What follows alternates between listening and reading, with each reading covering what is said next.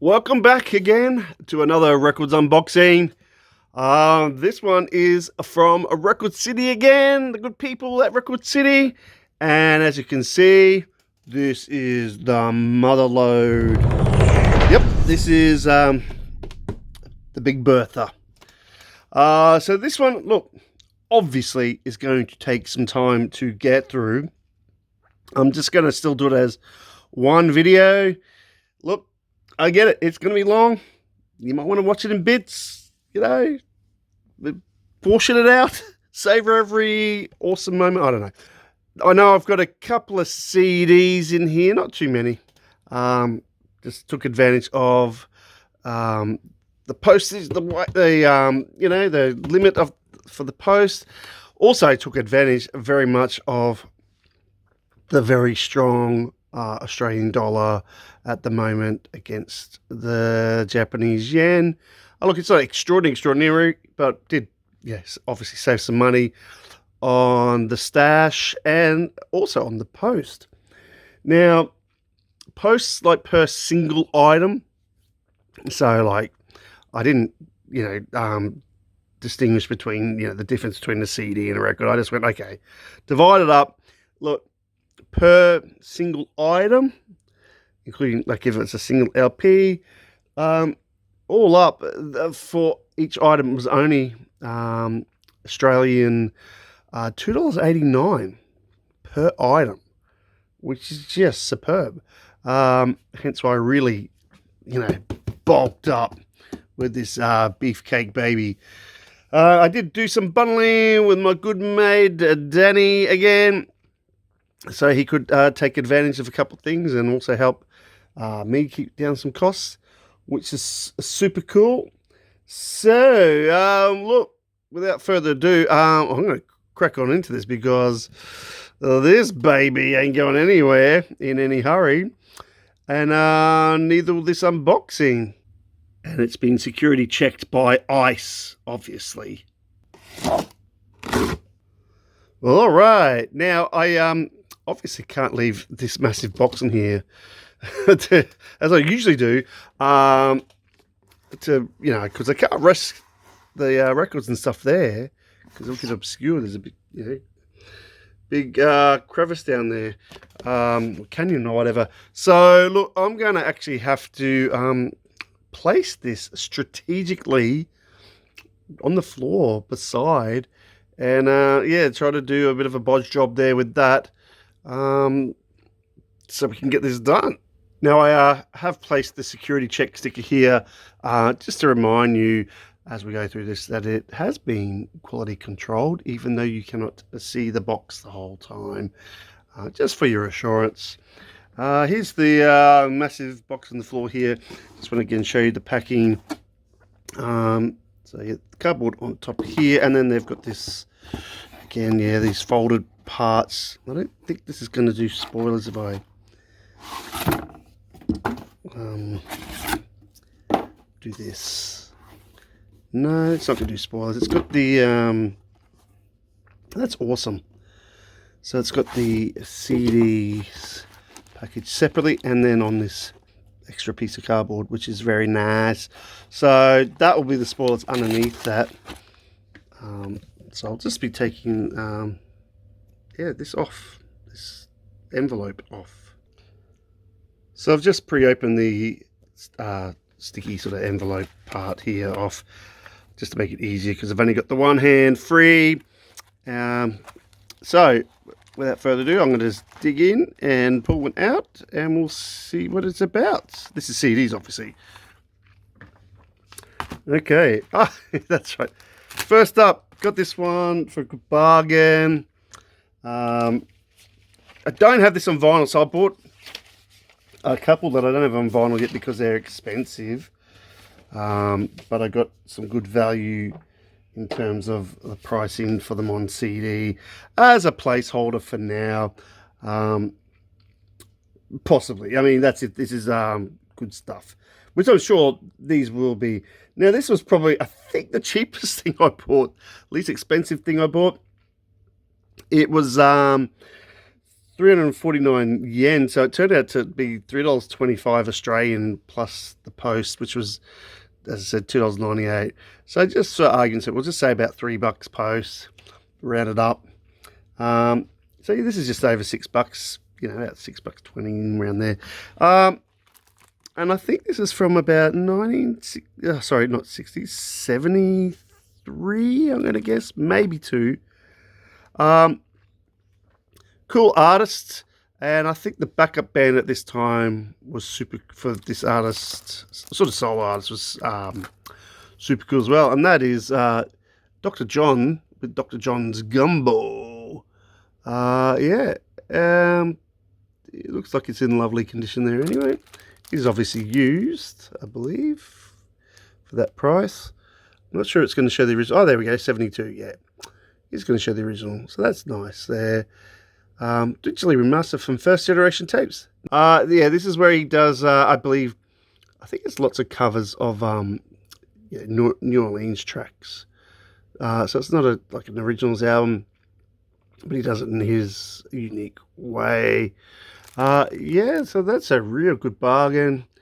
As I said, it is expensive to get on a LP.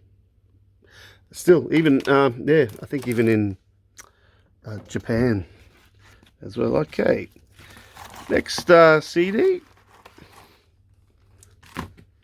This is another one too I've been after on vinyl, probably more so than the Dr. John's. I've been after for a while. Very hard to find, and again, it's quite expensive in a way, usually. This is the first LP of this band. I've got most of their other stuff. And I really want this one, being it's their first one. And I paid a little bit more for this one because it's a bit more special, I reckon. So I paid about $7.44 Australian. So it was 800 yen. And then plus the post, so about 10-ish dollars, a bit over. And that is the Watts 103rd Street Rhythm Band. Now, you will notice it doesn't say Charles Wright and the Watts 103rd Street Rhythm Band. It's their first, so he is on here, but he's not given the personal billing here. What's this, about 1968? It might even be a bit earlier. I'm not sure. Maybe even 67. But yeah, this will be sort of funky, groovy stuff. A couple of covers and things, that's okay. Especially for a first album when they're getting themselves established here. You can see they've got Yellow Submarine. I wonder if that Brown Sugar is that early enough to be Rolling Stones? I don't think it is. Probably a different one. Girl from Ipanema. Obviously, that is a cover. But other ones, you can see the titles would be some originals there. The 103rd Street theme and What's Happening. I think some of the other ones too. There's a fair few. So that's nice to get. There it's just saying the 2005 for the reissue here on CD. But yeah, it's late 60s with a great cover. I like that. This sort of montage kooky cover that you'd often see, that sort of style back in the day. Pre-Photoshop, which I really like, Yeah, so that is really nice to have. At least I will say as a placeholder, because I do want that regardless. And lastly with the CD, I think. Oh yeah. Oh, this one. That's right. This one's not a jewel case. It's like a soft cover. I knew that anyway when buying it. And it's in a very similar vein as one of the other ones I've got. So I'm just going to crack on in. That's Dr. John again. I think 3 years later. I think this is 1975 with In the Right Place. This one I'm absolutely sure this is the Meters backing. The other one, I don't actually, I'm starting to doubt now. It might have been the Stively Bonnaroo, what it's called. I think it was after the other one. But anyway, we got it. Like that sort of Obi thing with the CD thing here. But it is you can see there, the flat case. So it's like a little mini LP in it. But yeah, this should be some nice fun. Yeah, it's obviously, I think, going to be a bit more studio clean than these early stuff, but hey, I really don't care. It's hiding the track list under there. I'm not going to crack that open. But yeah, the price was for this one in the right place. It was pretty damn inexpensive as well, at $4.18 Australian. So $4.49. 449 yen, and then with the post, yeah, about $3, so about $7 Australian. Yeah, which is great value, and looks in, again, cracking condition. Beauty. But anyway, we didn't come here for the CDs. I hear some of you say, well, that's all right. Security checked. So let's crack on into this pile here. I'm just going to try to move it out of the way so I don't do any spoilers with the wider, lens and space we have here. So I'm just going to do a bit of wibbly wobbly camera as I dig in and peek out. So my apologies for that in advance. But I'm sure you're no stranger to my wobbly camera. Alrighty, first up, this one I threw, and I do have on CD, which again, I've got it sort of as a placeholder. This is a bit of some older school jazz to start with, and nice inexpensive jazz. We're hitting about 1959, maybe 1960. But I'm pretty sure it's just the late 50s or 1959. Awesome trombonist. A bit of the classic sort of, more of a sort of 50s lineup band, even though it's the late 50s and hitting the 60s. But yeah, nice LP here that I got quite inexpensive, and that is, we got here Curtis Fuller Quintet with a bluesette. Now, don't be fooled by the fuzzy image there, the out of focus image, because that's actually what it is. It's not this thing being out of focus for once. So you can see the nice crisp text there. And look, it's stereophonic down the side here. Yeah, now this is a later reissue, but I'm okay with that. I didn't want to spend a lot on. I've got it on CD anyway, but it'd be nice to have on LP.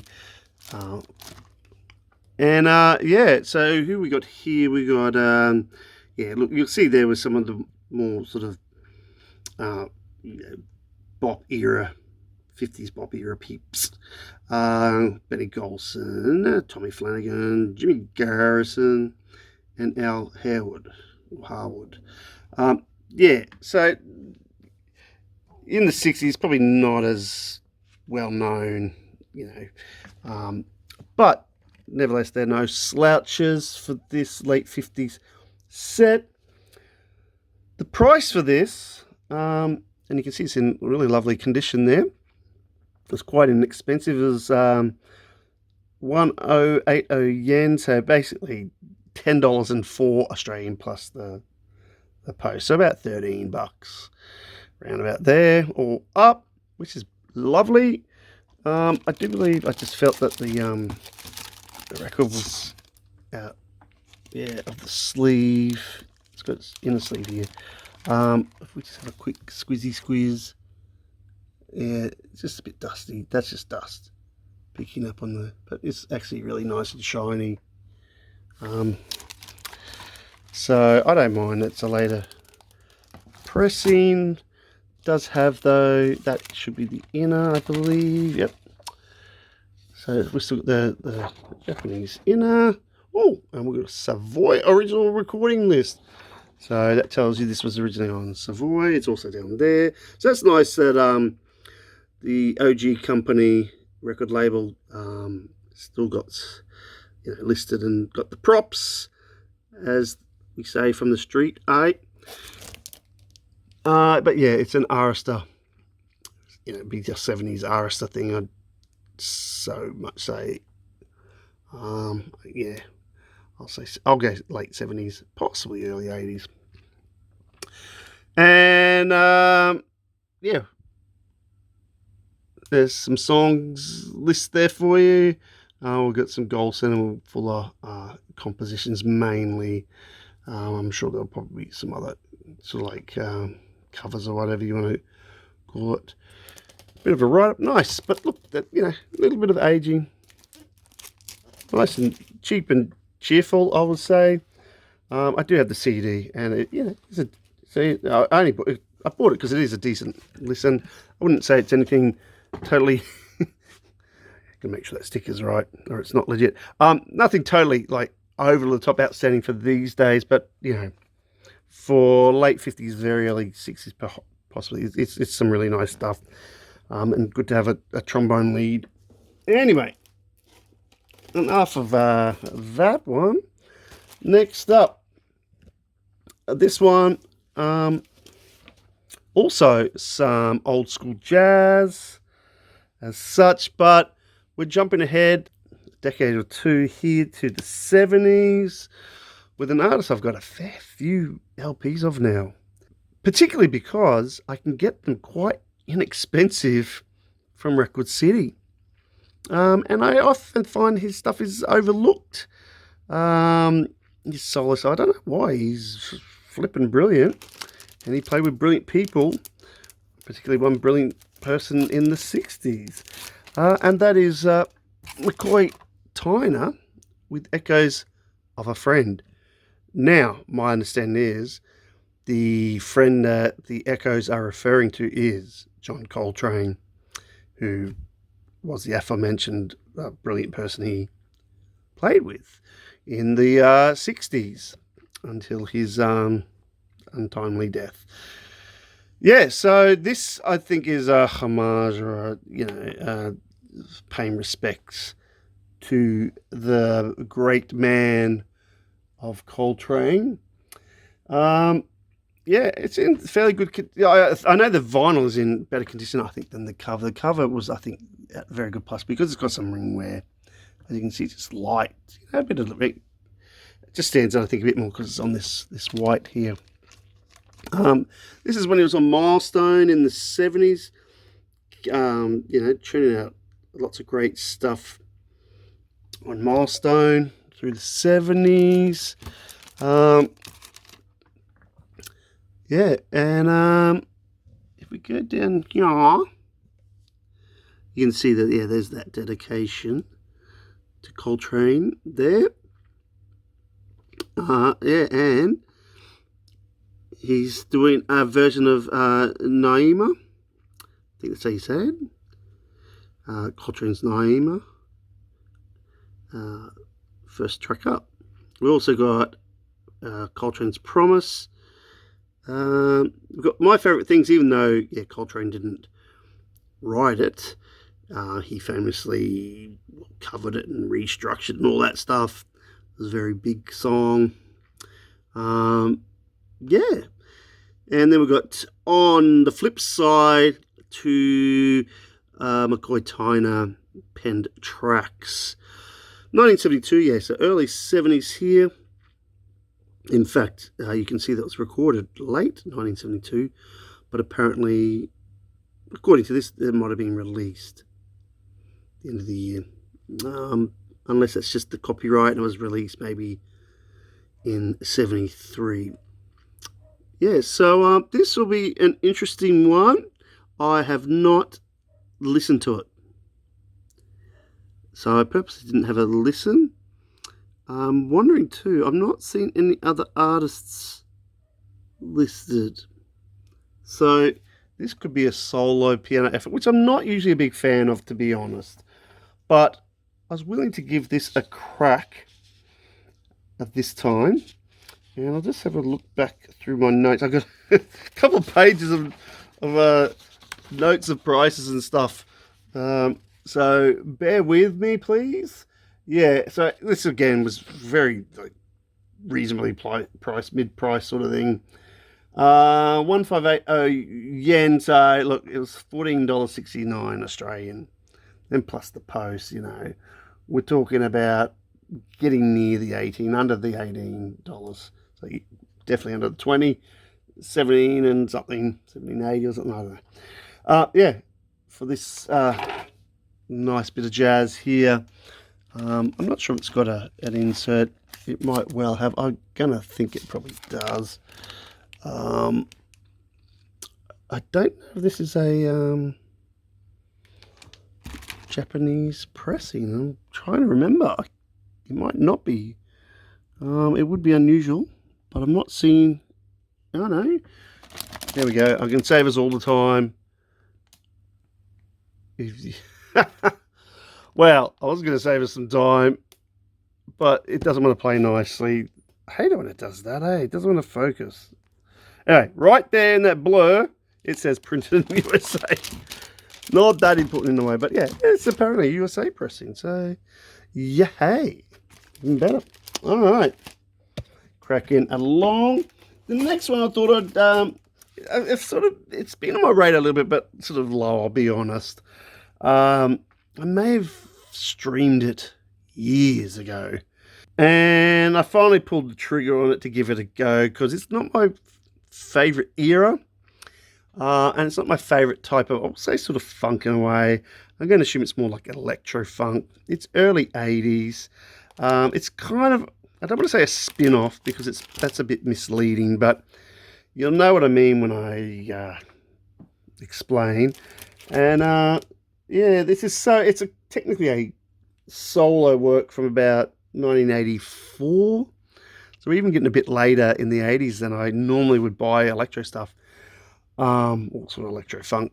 And yeah, this is from a very obscure person, unless you kind of in the know where you're back then, and that is from this man here, a Bobby Glover, with Bad Bobby Glover. Nice pun on the gloves, obviously. Yeah, looking very pleased with himself. Yeah, as long as there's no domestic violence involved with this. But she looks happy, so probably not. Now, why, you ask, are you buying a 1984 kind of electro funky thing by an unknown-ish person? I hear you, frown at me. Look, okay, this guy was a vocalist for the band Zap.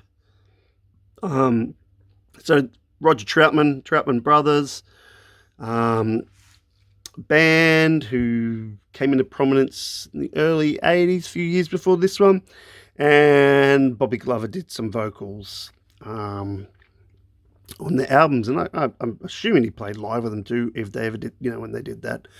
Roger Troutman and the Troutman Brothers Zap, that is all over this album. So that's what I mean. It's kind of an extension sort of Zap in a way. That's not to take away from Bobby Glover, but that's where the infamy for him comes from, as such, the notoriety or whatever.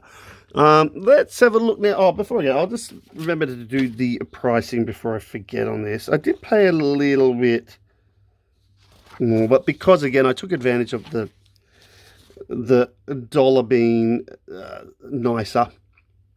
It was 1980 yen, so I got it for $18.41. Also, this is a reissue, so it's pretty recent reissue, I believe, and I think they had this pegged at near mint minus, so almost new,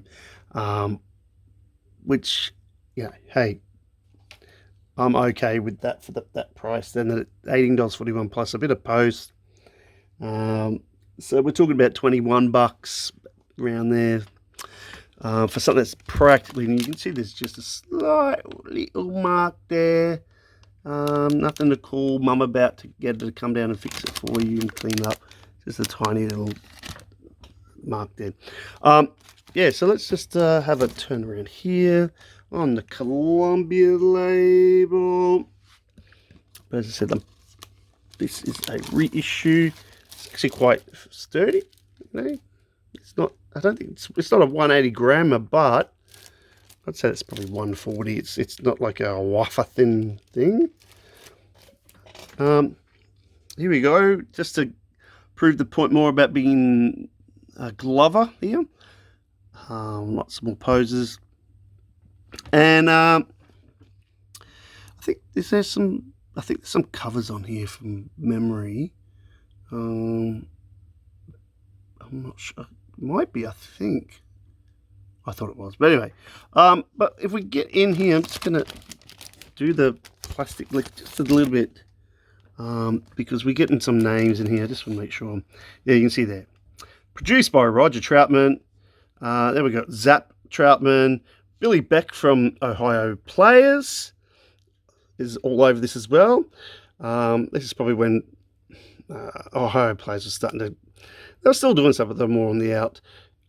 Billy joined after Walter Junior Morrison left in the near the mid 70s, and about 1974 when they were starting to break big on Mercury. So yeah, Billy is an awesome keyboard player.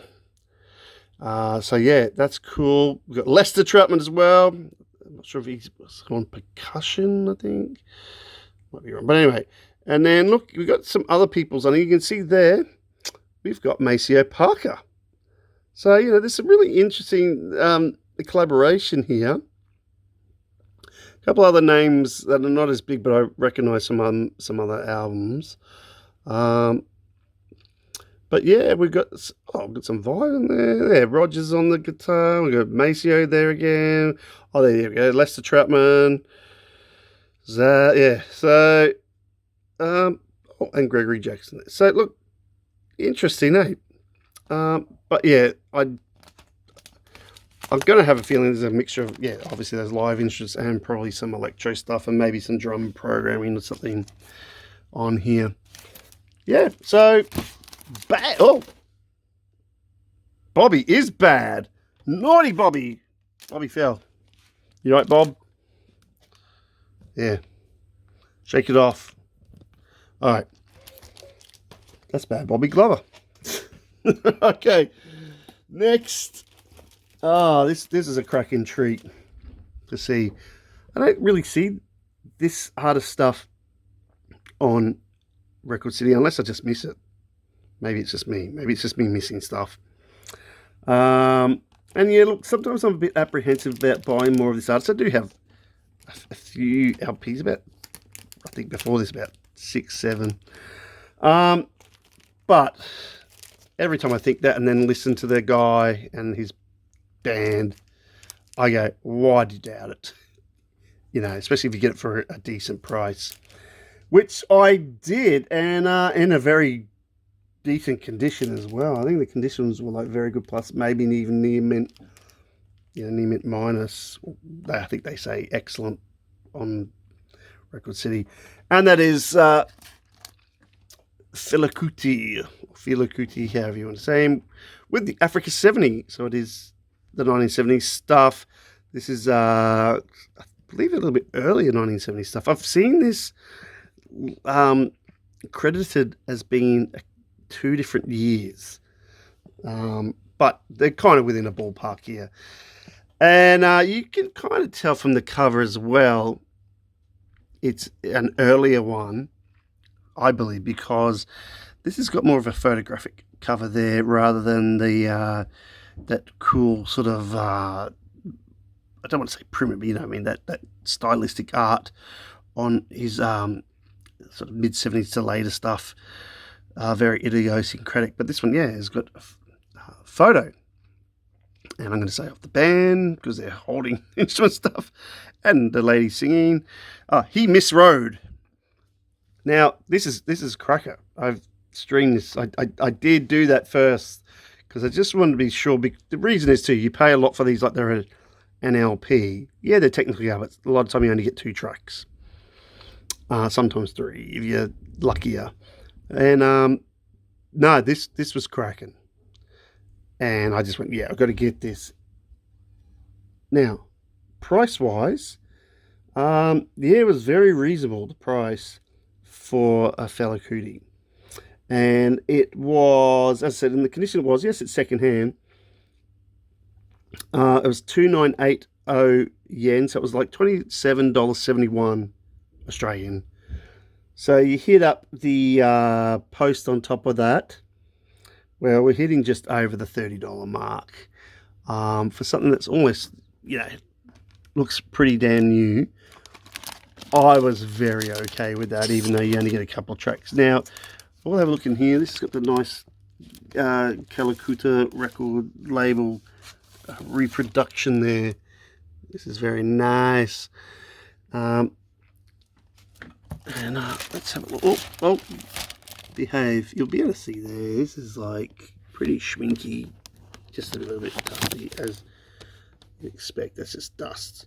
But look, from the naked eye here, outside of it, I can see this is whistle clean in terms of, you know, the surface not having scratches and stuff. Okay. So let's see on here. Yeah. So it's saying there. Okay. Yeah. Saying originally 1975. I have seen someone saying 73, but I didn't think so. I thought that was too early in the development of the Afrobeat stuff. But yeah, this is you can see the 2001. I don't know if it's 2001 pressing, or just the where they acquired the rights to be able to reproduce these.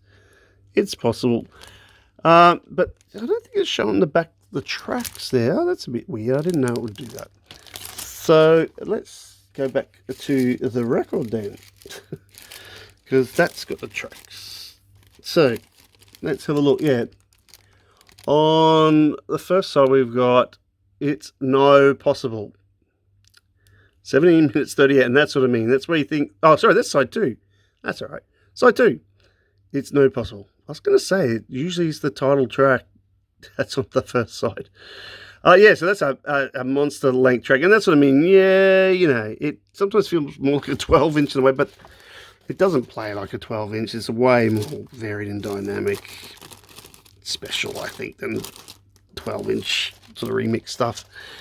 First side, though, this is where it's cool and a little bit unusual. Yeah, we've got the title track, He Miss Row, but it's only the 10-minute mark. Now, I know it sounds funny saying only, but for the Africa 70 record, that's actually short. And then we've got this awesome, very different sounding song called Monday Morning in Lagos. And I'm sure it's got some odd, different time signature. Yeah, it's a very different track, which is quite welcome sometimes because it gives a bit of a break from the regular sort of 4/4, one tempo Afrobeat stuff. Not that that's bad, but it's just nice because it's got only 3 tracks. That your sort of middle track is got some variety. So yeah, lovely. And I did the price of that, didn't I? Yes. All right. And next up, okay. So look, I'm glad they've sort of put this in order. This is in very similar vein here. It is a bit of a different reissue. I think this is it's a later pressing, an 80s pressing, so you see the cover's a bit different. But again, it's a fella Kuti, but it's Anna Kulapo, and Africa 70 with Upside Down. There. Does that make more sense? Sorry, that was really badly done. Yeah, so this is on the celluloid label. Now, I'm not sure if that was a French thing or not. I'm going to have to work it out. So many LPs I've forgotten. Once again, I think it was basically the same price. Yeah, it was the same price. Australian 27.71. So just over the 30 again, which is really nice. But yeah, we don't have that OG sort of looking, artwork sort of cover, just the photo cover here. But that's okay. It's more about the music, even though I do love the art as well. You can see that, yeah, we've just got this silver celluloid label happening there. Yeah, so it's saying 1986 pressing of a 1976. So it's, yeah, the year after Hemis Road. So we're in the same ballpark. We've just got the different pressing. It's actually quite thick, this vinyl. Nice. And this one's, though, it's only got the I'll say what becomes the tradition, where it's usually only 2 tracks. But again, it's quite different. I think Go Slow's a little bit more different there on side 2. But yeah, big, long, extended tracks. Africa 70. Again, look at the condition of that. Lovely. No splits. Looks practically brand new. Yeah, I think it's near mint minus all round. So look, that was a nice find, and I'm okay with having this cover and this 80s press. That's all right. Can't complain with that. Yeah, and just wondering, do we have Tony Allen on here? Do we have Tony Allen? I'm sure he would have been. Oh look, there's Laddie Alabi, leader drummer. It says Tony in brackets. So I wonder if that's Tony Allen, but yeah, traditional name, and maybe the Allen is anglicised because it's got the AL. But anyway, yeah, and again, massive band, massive. Yeah, you know the deal. Awesome stuff. Why not? Okay, next up, this one is a bit of a gamble, in a way. The artist is awesome. We've got a lot of his excellent 70s records, but this is one before he kind of really started to change up his style, and get a lot more sort of more funky soul 70s sounding. Yeah, this is a bit earlier, but I thought I'd give it a crack anyway. I did not stream this. Sometimes I like going blind as such, but you know, at least I'm familiar with this artist's work. Again, it wasn't that expensive anyway. I believe this one's from about 1970, I'm going to guess, maybe 69, but at the moment I'm going to say 70 until we find out. And that is Bobby Womack with My Prescription. It's under there, but you can see it written there anyway. And yeah, you can see here, it just sort of looks like a kind of typical, yeah, mid to late 70s photo cover, portrait cover. Yeah, nothing flashed there. The way it's laid out looks kind of very just cheap and generic in a way. But he's definitely looking youthful there. Very clean cut and stuff.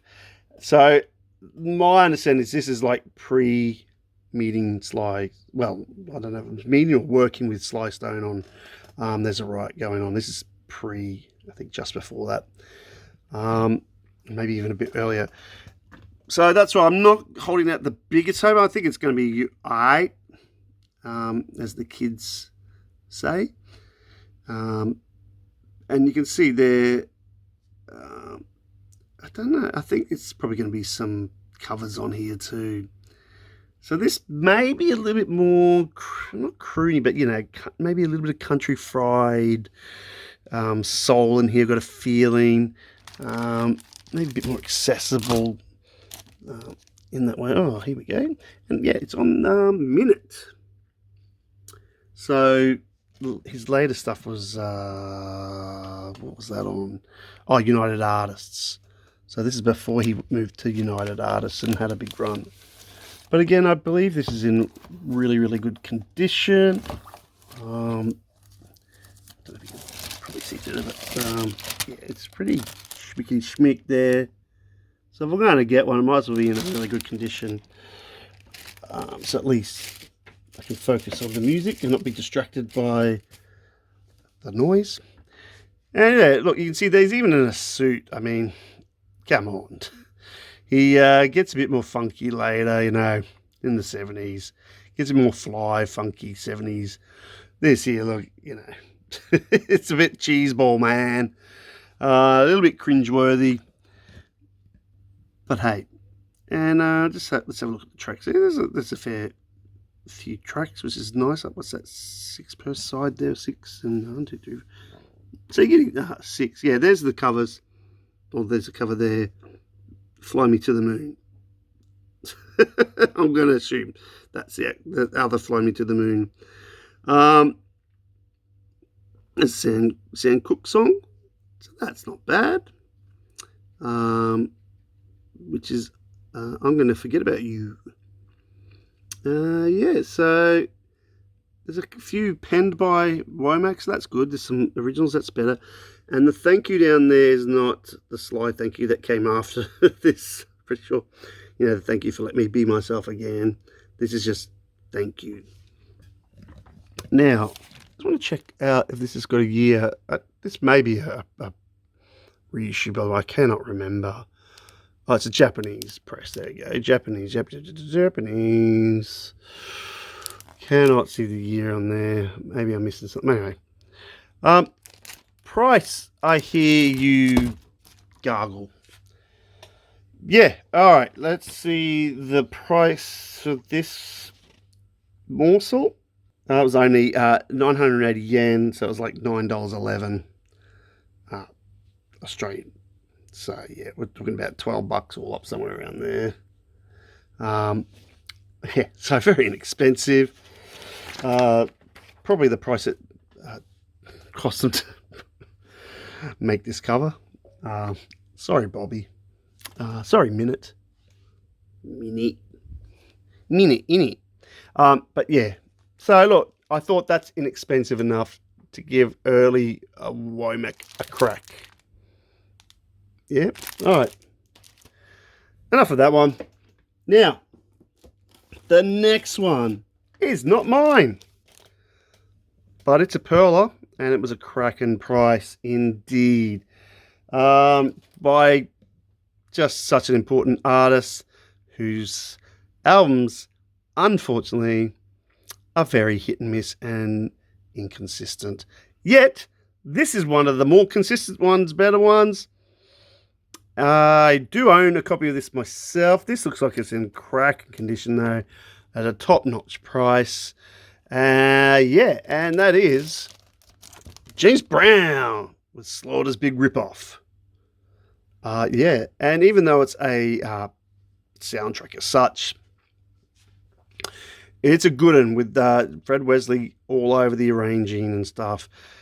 Yeah, most of the tracks on here stand up as a, you know, studio LP kind of thing anyway. Yes, there's the lovely blaxploitational sort of tinge to this, sort of edge, leanings. The great cover there with James trying to be gangster, shooting those gold records. Yeah, but this is good stuff. So, price though, I'm going to crack into the price first so I don't forget and get caught up in this record, because it was a cracking price, and in the great condition it was in. I forget if it was near mint minus or very good plus, but it was definitely either. And it was only 2080 yen, so it was like $19.34 Australian, mate. So under 20, and then, you know, add the little bit of post. So again, look, we're looking, what, the 20, around 22, maybe getting near 22, but hey, for a James Brown, really good LP in cracko condition.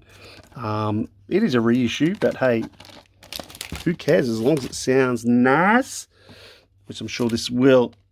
I think it might be a P-Vine thing, maybe through Polydor, the Polydor labels. So yeah, really nice in there. Get a good look, sunshine. It's getting the reflection. Yeah, that's very nice. All right, let's just put that on. Yeah, there are some instrumentals on here, but sometimes that's great because it's more of a JB's thing. No offense, James, but you know, it's not like he's rehashing some of those old songs of him again and again, or some old recordings that don't quite match. We've got the Slaughter theme, which is a fantastic opener. Yeah, there's some great hits, like Brother Rap is on here. We've got Sexy, Sexy, Sexy. Yeah, and also great. Yeah, I've got Trying to Get Over is great. And yeah, People Get Up and Drive Your Funky Soul. That is damn strong. JB's, James Brown, funky stuff there. Yeah. So, hey, I think there's, maybe one or two, not as strong, but all up for a James Brown LP in gatefold. Nice, brother. Yeah, got to be happy with that. Let's have a look at the gatefold. Bam! Look at that. That's super cool. So nice to see in the gatefold. You want to see that kind of action there. Yeah, great layout there. Nice spread. Yeah, and track list lengths. Great. Credits. Yay, hey. So, sure you're going to enjoy that one. Mr. D there. Alrighty. Next one I ummed and ahed a little bit over, I'm going to be honest. I've been trying to, expose myself to this band a bit more. And now I only got one, well, I had before this only one of the LPs I got recently. And I was trying to get some of the other ones and they sold out by the time I got around to it. But then I saw this one, very inexpensive. I've heard of it. It's mid-70s.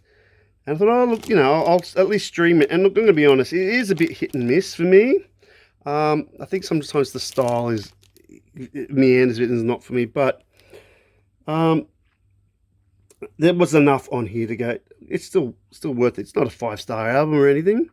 And it is a live album. Live by this band.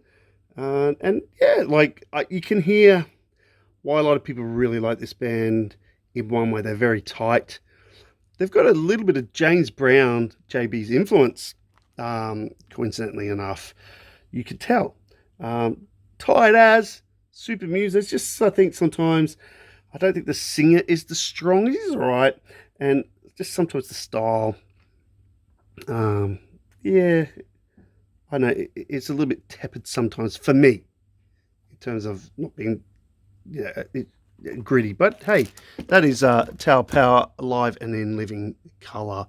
I think this is 1975, maybe 76.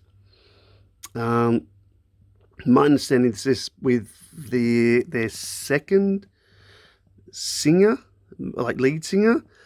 Although I thought the original singer was listed on as performing on here, which I found odd. And there's not a ton of songs on here. Now you can see here it's still got some. It's got some shrinky. I think they've done the whole Look, I think it said it's got tape. And what they've done back in the day to be clever is they've taped the shrinky down to be like a cover. Not a great idea, but hey, I didn't pay a lot for this, so I'm not that bothered. And I'll go into the price while I mention the price for Tower O Power. And yeah, look, this is inexpensive. It was like 980 yen, so it was like $9.11 Australian plus a bit of post. So again, around the 12, getting to 13 mark. So not breaking the bank to get a bit of Tower Power, that one that's a bit inconsistent for me. But I think it still would be a pleasing experience listen on vinyl. Now let's turn around here. Yeah, well they've left it. They left the LP in there. It's not as special, you can see here. Now having a look down here.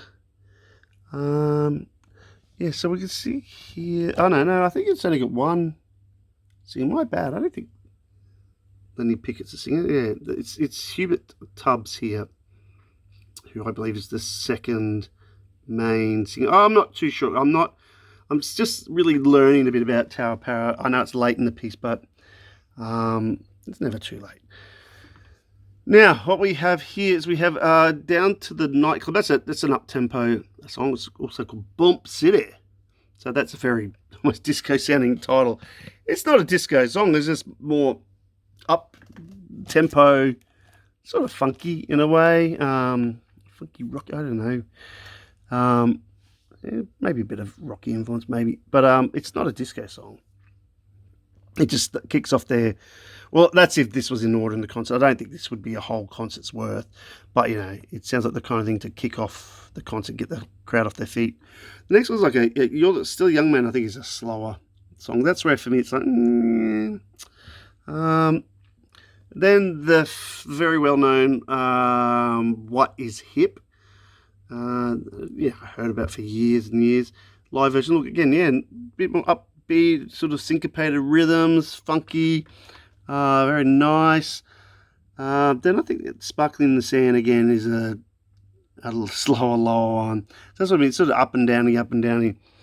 I'm trying to remember, Knock Yourself Out and Tower Power, I think they kick it out. And I think the Tower Power one is the one that is really long and they just stretch it and kick it, and that's great. So it was enough for me where it's like, I can understand why they're mixing it up. Also, just out of interest's sake, we have Chester Thompson on the keys organ here. So that's really cool. David Garibaldi is quite a well-known sort of drummer's drummer, I suppose, in a way.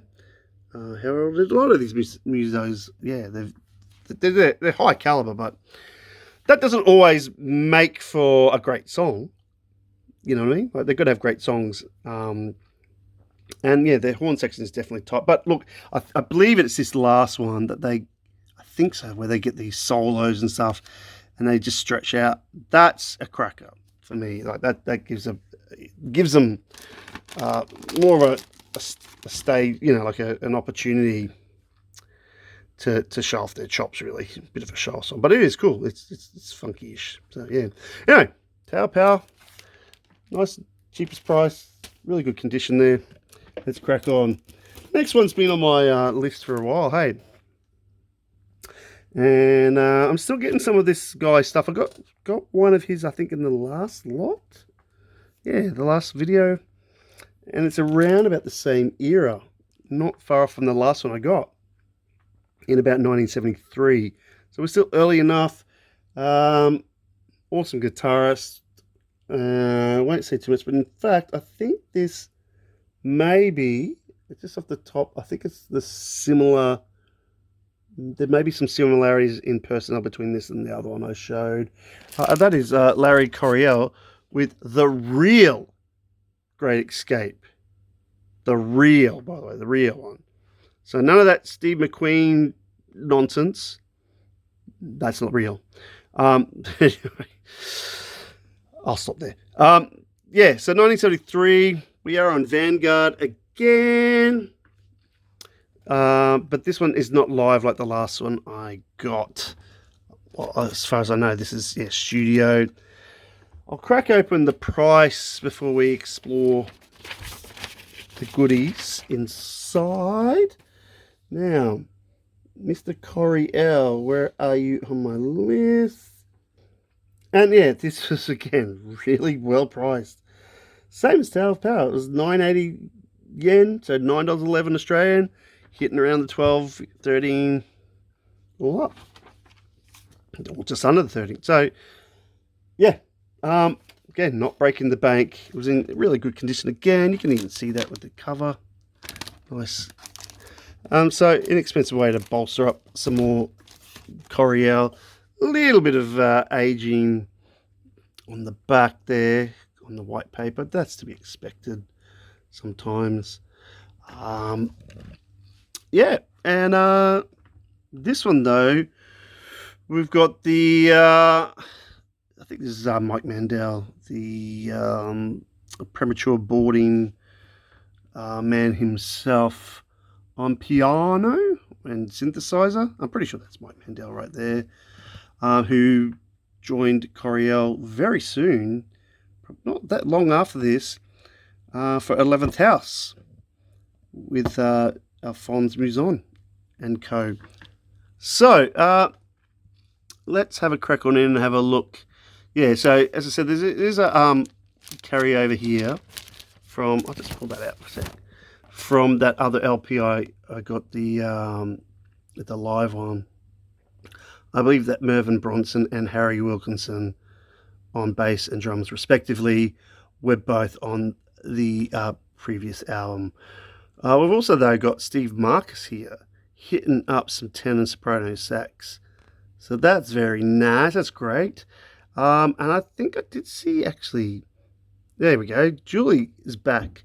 I thought she didn't play on anything after the last one, but anyway, there she is. Here's, I'm going to guess, wife again. Hitting up some vocals. Yeah. So give it some different textures and flavors. And we've got 7 tracks. And they're mostly Coriel's, except they sneak in a bit of Jim Webb.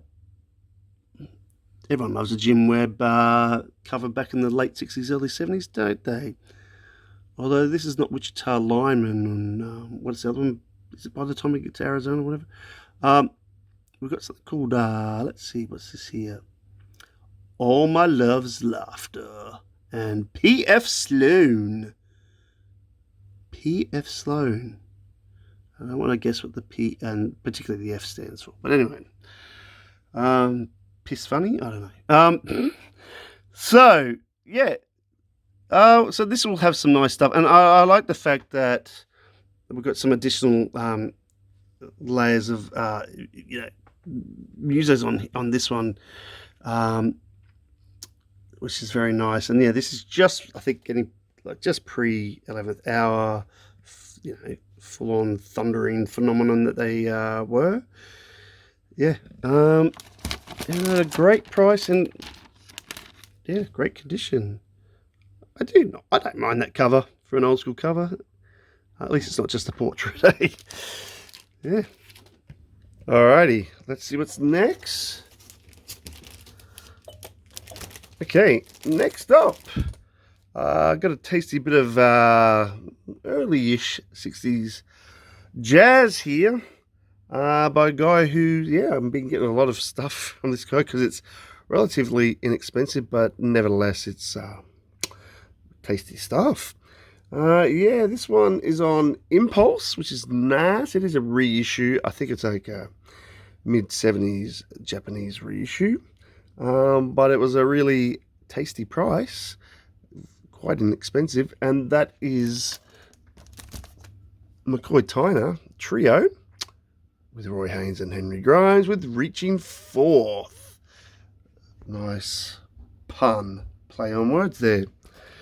Yeah, so this comes from, I think, 1963. I'm pretty sure around there. So still early-ish in McCoy Tyner's recording career. Yeah, and let's get on to the price before I have a squeeze at the rest of it. Yeah, we're talking only Australian at $9.11. So it's 980 yen. So under the $10 then plus the $2.89. We're talking about what? I don't know. Nearly $13, something like that, probably. So yeah, again, another quite inexpensive one. Have a look around on here. Oh yeah, you can see there we've got the ABC Impulse label, which signifies, I think it's like a mid-70s thing. But again, I remember it was in really, really nice condition again for the price. Schmickety schmick. Yeah. Sorry. Insert. Japanese insert. Very nice to have. Part of it. And yeah, this is gatefold.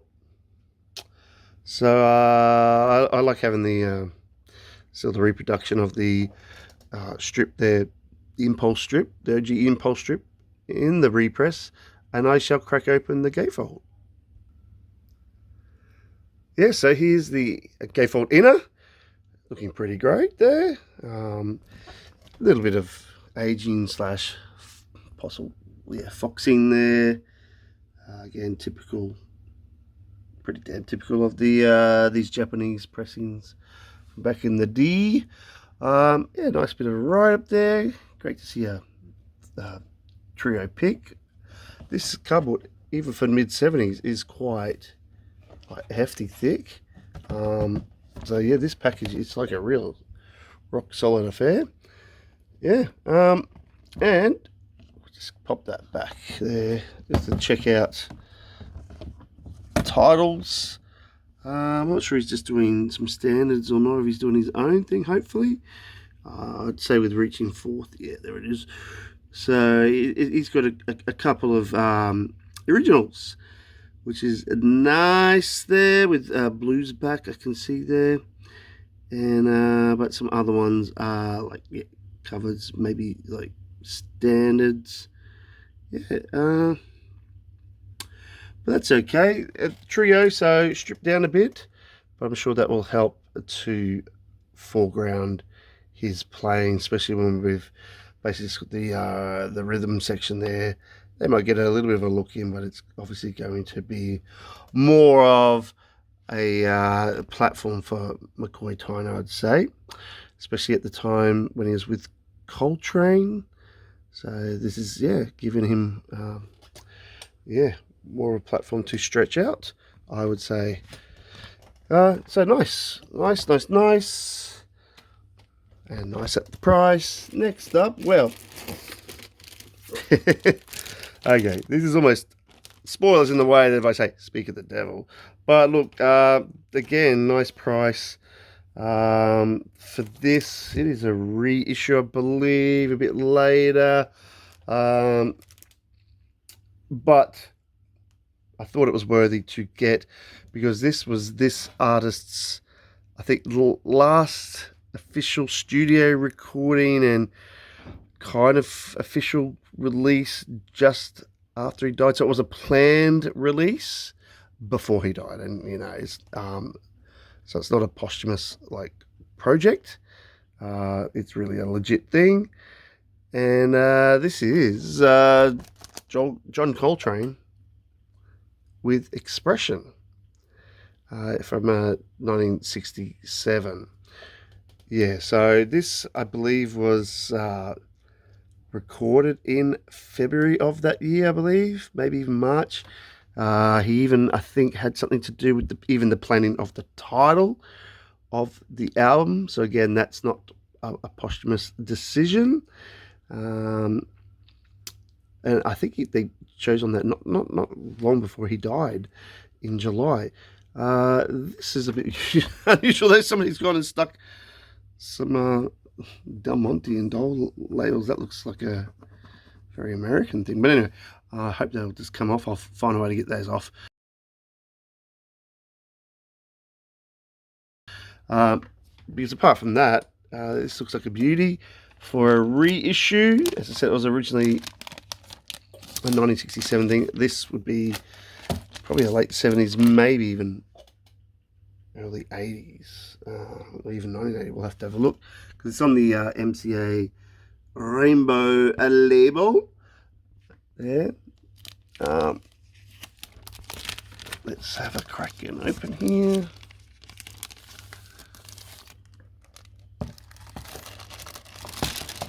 Yeah, so look at that.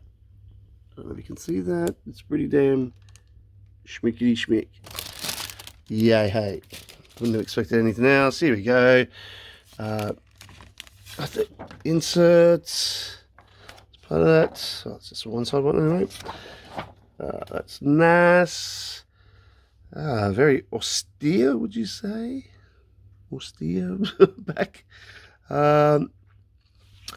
Yeah, let's yeah, gatefold. Let's crack that open. Although we'll crack it open in a second because you can see there we've just got the 4 stretched out songs. Yeah, I'm not sure what we're going to get down here. What do we get down here? Licensed. Not saying too much there. Let's have a look inside.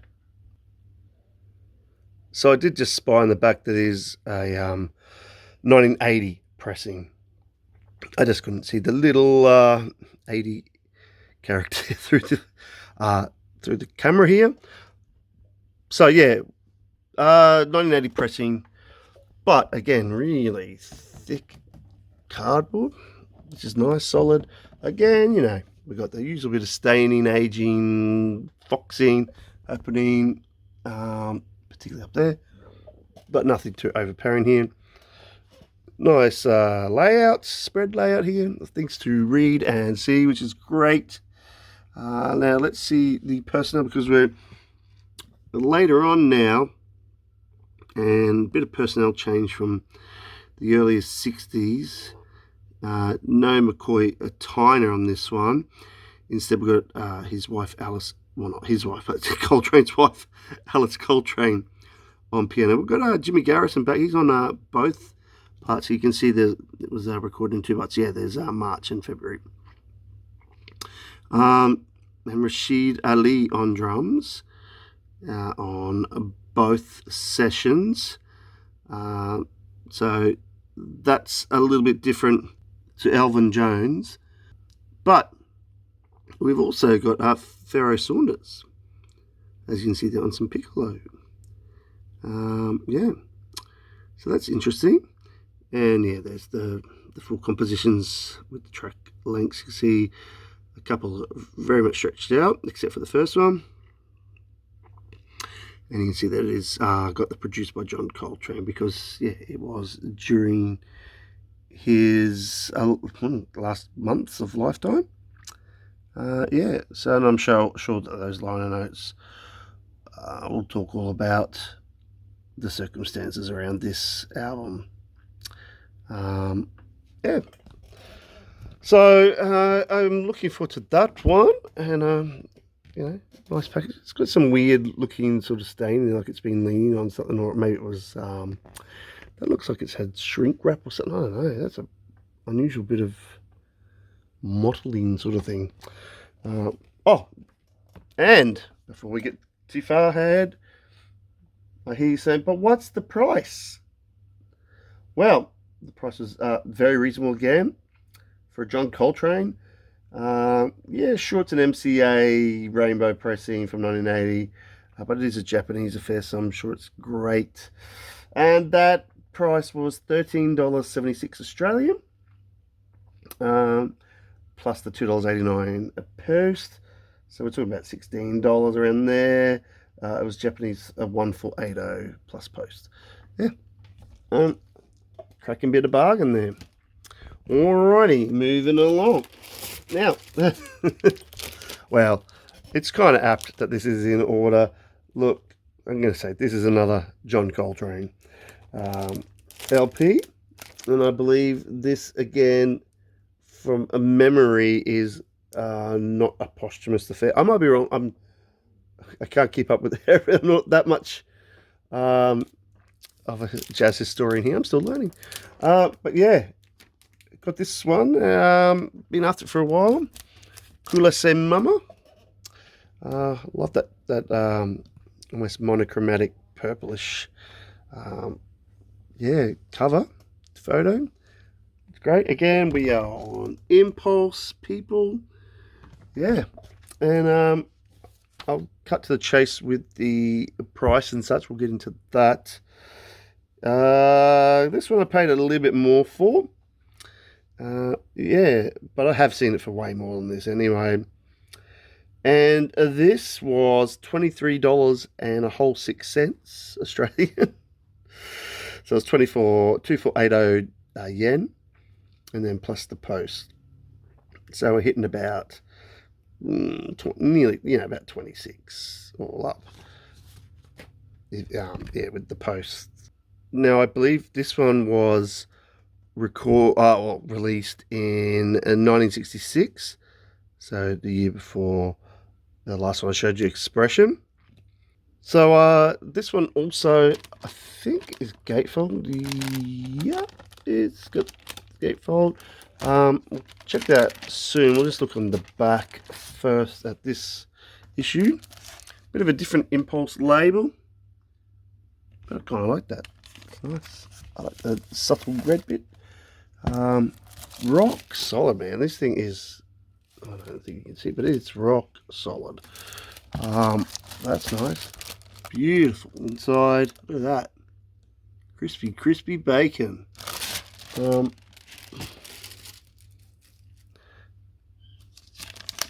We have insert in really great condition. Lovely. Don't think there's anything on the back there. No. Let's just say 1966 there, I think. There it is.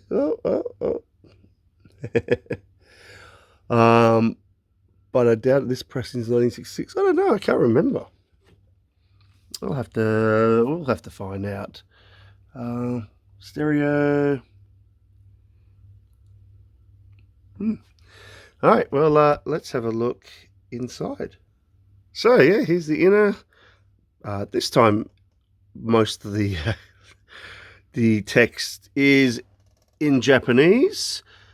So that's quite interesting. They've got the insert and the inner all in Japanese, or mostly. So a slight bit of English with the titles, credits. Yeah. So again, a little bit of foxing and stuff. Nothing too bad. Pretty damn thick card here. I can't see anywhere with markings regarding when this release happened. This Japanese one, it's just saying copyright 67. So yeah, that's a bit unusual. I don't know. Look, I'm going to doubt this was 67 press. It might have been, particularly because the label is a bit different. Doesn't have the ABC stuff from the mid 70s, but I would have thought that this is, yeah, probably an early one. We'll have to find out. No big drama. Yeah. But, yeah, some later Coltrane. Again, legit stuff.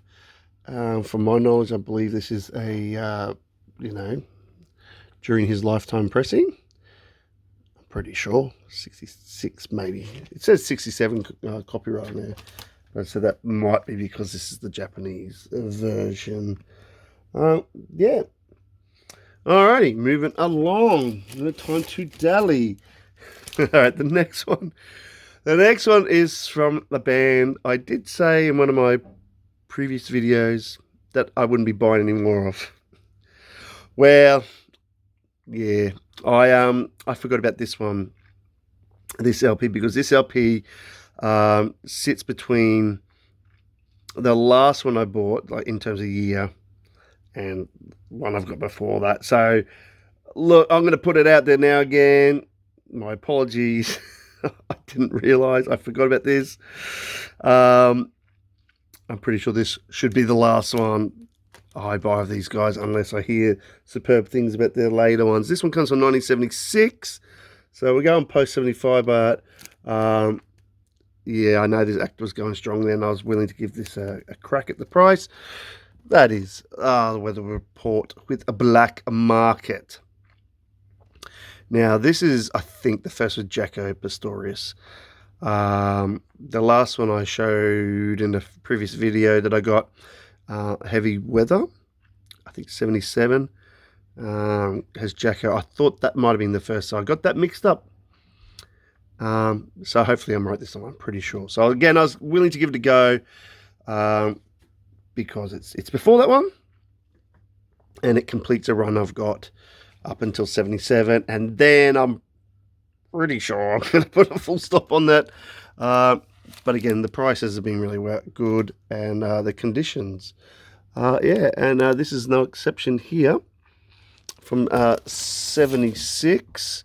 Oh, they've left the LP inside. So let's have a look, see what we've got there. Oh, Gibraltar. I wonder if that's the Gibraltar. Who's that? Is that Stanley Turrentine? Some of that might not be, but anyway, we'll have a look. Cannonball. There's the Black Market title track. Elegant People, Three Clowns. Barbary Coast. Heranu. There's the band. And yeah, they've got Mr. Pastorius in the centre there. We've obviously got Wayne and Wayne Shorter, Mr. Zornal. Okay, yeah. So not a gatefold this time, although it looks like it's still in shrink ink. Oh, it is too. I forgot about that. So it's in shrink, original shrink, open shrink. Oh, look, there's an original price. This is I'm going to assume it's a US price because that's not yen. $5.98 originally. Okay, so this might be. I forgot if this. Yeah, this might be US price. It's probably going to be hard to see there because the glare down there. There we go. So it's CBS. That's not saying Columbia. Oh, there's Columbia. New York. Okay, so this might be US press. Yeah, completely forgot. Price wise, you say? Pretty sure this was around the $12, $13 mark. I'll just double check. Your weather report. Yep. So yeah, $12.83 Australian.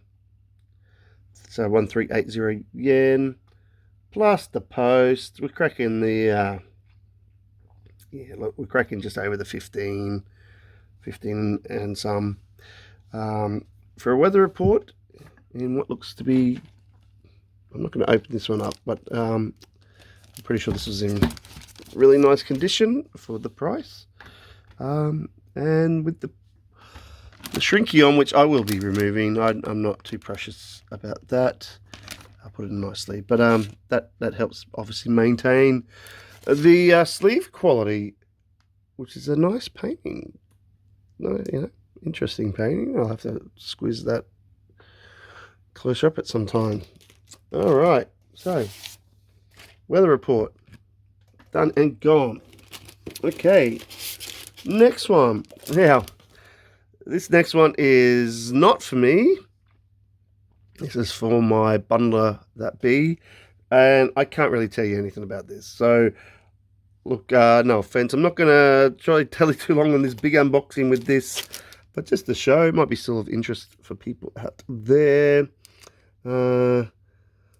This is some hip hop. I believe it's from early 2000s. I'm not sure if this one's a 2LP. I know Danny got some 2LPs. Yeah, so I think this is early 2000s or even 2000 here. What's this? Is it Osalone or something? Osalone? Sorry, you know I'm butchering that. Or is it Osalone? Yeah, Accepted Electric. Well, what label is that on? It just says AA. Okay, interesting. Oh, maybe it's 2LP. It's got one of those sort of wider covers there, but I don't know. It's got 16 songs, but maybe that's still only one LP. Maybe they've crammed them. I don't know.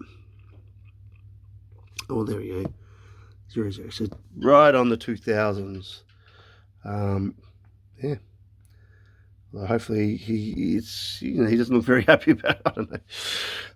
Yeah, so can't tell you really anything about that, except I believe that was a bit of a good price according to my partner in LP bundling. So much so I will still check out the price. Okay, $27.71 Australian, 2980 yen. That under the 30 easily. Yeah, for some hip hop, that does feel very heavy. So maybe that is a 2LP one. I know you got a few double LPs. Oh, now speaking of which, they've kind of put a couple of these together. I think this one again, I can't tell you much about at all. I don't know if this one is linked to the one I just showed you there in terms of production and stuff. I'm not sure. But this one is called Self Jupiter. I don't know what it's called, Hard Hat Area, or there it's just a self-titled Danger Hard Hat Area. Yeah. This one was, let's have a look. $18.41. Wow, Australian. So 1980 yen plus the post. So that's quite inexpensive for hip hop, because it is very usually very expensive. It looks in pretty good condition there. A little bit of staining or something. But it is a white jacket. This one, yeah, is a 2LP as well. Yeah, so wow. So for that price, and then obviously paying the double post, but the post wasn't that much anyway. So you're paying under $6 for the post of 2LPs, and then 1841. So what we're talking about, around $24-ish, $25 all up for 2LPs posted. That's pretty damn good. Yeah, I don't know if this one's got a year on the outside here. No, it isn't. Yeah, so sorry again, I can't really tell you about Self Jupiter at all. Although I'm sure it's good stuff. Looks probably about, I don't know, that's early 2000s as well. Sort of got that look, maybe. All right. Speaking of which, there's another one here. Third one in a row. Again, I think this is a 2LP as well. I think this one's got links to one of the other ones here, because I'm pretty sure I saw this title or something on the other one, so there must be a link. And this is Project Blowed with their great grammar there. Yes, I'm pretty sure I saw that on the one, what was that? Acelone? I don't know. So there must be a link there. Yes, I'm sounding like a newbie and a half with this, because I am. Now that's interesting. Up there it's saying Grand Royal label. I'm not seeing any Grand Royal logos. BC Boys Company, yeah? Oh, formerly. 2LP, again, looks pretty damn good. Just, you know, a little bit slight age, but hardly anything you can see, so it looks nice there. Yeah, it says record 1 and 2 there, not side 1 and 2, so yeah. We have 2 LPs here. Now, this apparently is, I think, various artists. Looks like a collective or something. I'm not entirely sure. Price-wise for the 2 LPs, okay, $27.71 again. Yeah. And then with the 2 posts. So, yeah, that's pretty damn reasonable for some, yeah, hip-hop, definitely. Especially if it's in really good condition. Apart from that, yeah, looks nice there. It's fine. Apart from that, can't tell you really much. So we'll crack on. We've still got a lot to get through here. Thanks for bearing with. Look, the next one's been on my list. Oh, yeah, this one's for me. This one's been on my list, sort of not majorly high. But I've been curious about this one, because it comes from 1970. From an artist who got lots of his, you know, early 70s to mid 70s stuff. Particularly the CTI stuff, mostly. This one's not on CTI. This is, I think, just pre CTI run as a solo LP. I believe it's like 1970. It's on Embryo Records, which is a subsidiary of Atlantic, I believe, that Herbie Mann got created for him or something. Yeah, and it's quite an interesting cover too, which links to one of Herbie Mann. It's very similar to one of Herbie Mann, sorry, I should say, LPs. And that is Ron Carter with Uptown Conversation.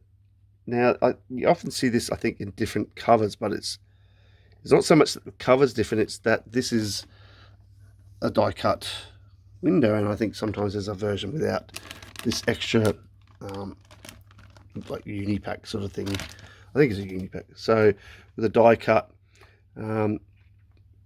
which I'm pretty sure Herbie Mann did with one of his first on Embryo called Stone Flute, which I own.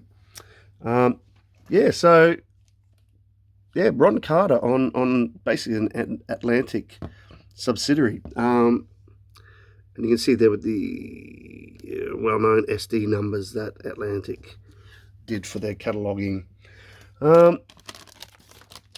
Before I turn this baby around, let's talk pricing for good old Ronnie, because it was quite inexpensive. So again, which is why I went, hey, look, I'm going to buy that and give that a crack for the princely sum of $7.25 Australian. Yeah, 780 yen at the time, plus a bit of the post. So we're talking about $10 all in, slightly over $10 all in for some Ron Carter. Before we crack open the Unipack sort of thing, let's have a crack on in back here. Oh, that's a funky, let's pull it here. That's a funky label, Embryo. Let's place it down there so we can have a look there. Sorry about the light, but yeah, it looks pretty nice. Just a bit of fluff on it, okay? So yeah, funky bit of a label there. Yes, and Japanese press here. Yay. Okay, the Ron Carter discography. What are we supposed to fill in the blanks? Now, looking at this would indicate to me this is a later pressing, later 70s, because quite oddly enough, even though it's a different label, they've got his CDI. Maybe if it was, I don't know, if it was Cuda as well. I think he's CTI all the way there. Yeah, look, they've got his 70 CTI fare on there. And they were not affiliated with Atlantic at all. So that is quite unusual. So yeah, it must be a later pressing, although they still kept up the die cut, which is nice. There's Mr. Ron on the back. Let's have a look-see down here before we crack her open. What we got there for 7 songs, a couple stretched out a bit more. That's interesting. Doom. And who we got on personnel here now? This would be where just not long after Carter left the Miles Davis Quintet in the late 60s. So I'm not sure if he did anything in between this in terms of his own work.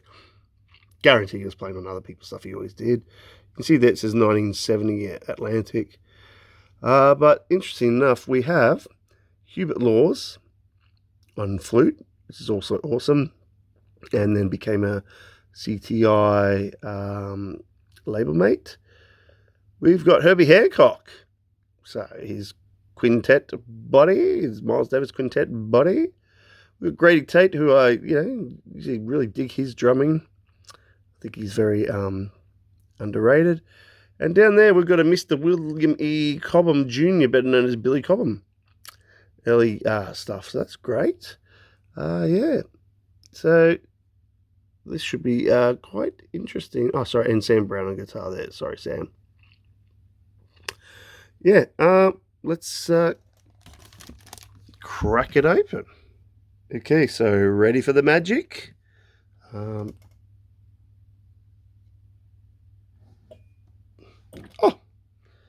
And I would dare say they are his kids. Well, I would guess they are. Yeah. playing peekaboo with the cover. There's nothing on that side, but that's okay. I suppose it just helps you to focus on and to emphasize the photo here, not get distracted. But absolutely no other notes inside. Yeah, so this is Unipack.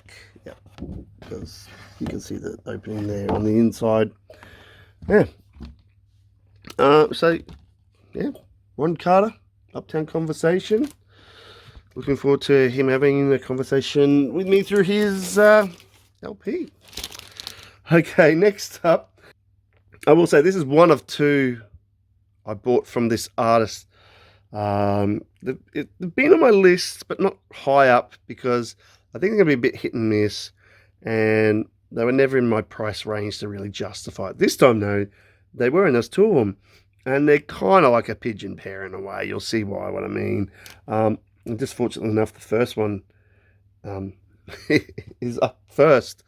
I do have, I think, at least one LP by this artist.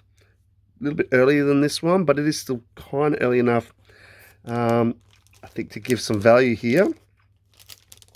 And that is Millie Jackson with Caught Up. Yeah, and I think this is about 1975. I always dug this cover, you know, sort of cut and pasty looking cover. But yeah, I've always done, and I always bought a version of this at the Brisbane Record Fair last year. But the geezer who was selling it was a little bit shifty, because he had it pretty cheap, but it's because it was warped. But he didn't mention it, didn't listen. And I said, "Hey mate, this is warped, you know." And he's like, "Oh yeah, okay," but he put it straight back in. So he was trying to deceive, I believe. Anyway, so that's, yeah, Caught Up. You can see under there. Millie Jackson. This says Polydor, but I thought originally it was on Spring in the US. I'm pretty sure now. This is a Japanese version, I believe. I'll have to crack open the price here. Yep. So the price was $13.76. So 1480 yen. So plus the post, you know, we're hitting about the 16-ish to 17. And I'm very comfortable with that, because this was in, or at least as, you know, really great condition. And I do believe this should not be warped. So let's have a look-see on the back. And what we got here. All right.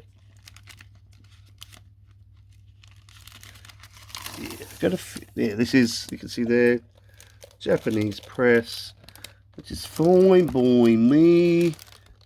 Nice and shiny, looking schmicky clean there with the Polydor labels. This should be a insert. With her bad self. Yeah, when she's starting to get some attitude through these records. And these are the ones where she started to do like the rapping, not like this 80s rapping, but like the talking. And I'll be honest, sometimes it gets a bit much. You know, sometimes I think she goes a bit too far. That's the thing, you know. I could take this in small doses, this sort of soul stuff she does. And it's that era when it's all about my man and your man, and I'm with this man, but I need to be with that man. Now you're with my man, you know, and, you know, my man treats me bad, but I can't do without my man. And I love that man, but he's a married man. It's all that sort of stuff. And then she, you know, does her spoken bit, a la Isaac Hayes, just a little bit later. But nevertheless, it's a decent era here. And if you don't believe me, you can read and rap along. I'm sure that probably spiels are in there, right? Oh, look, there's one there called The Rap. You see, the terrible thing about being in love with a married man is the fact that you can't see him when you really want to. And that can get you sometime, late in the midnight hour, And you really see, right? It's amusing, but you know, it just seemed to be a lot of that at that time, and it was a lot of the female singers. They just seemed to be hung up on their man, and I dare say it often did sound like they were trying to be empowered, but they were quite just, you know, enabling men who were doing the wrong thing. But anyway, I digress. Look at that, pure soul heavy funk. That's what you want to see. So I'm not sure when this pressing was. I'm not seeing any dates there. Let's have a look on the back. It looks like the nice beers. A little bit of again, aging fox in there, so it's got to be quite early. It's got to be well, you'd think it's got to be 70s. That's saying, yeah, sorry, 1974.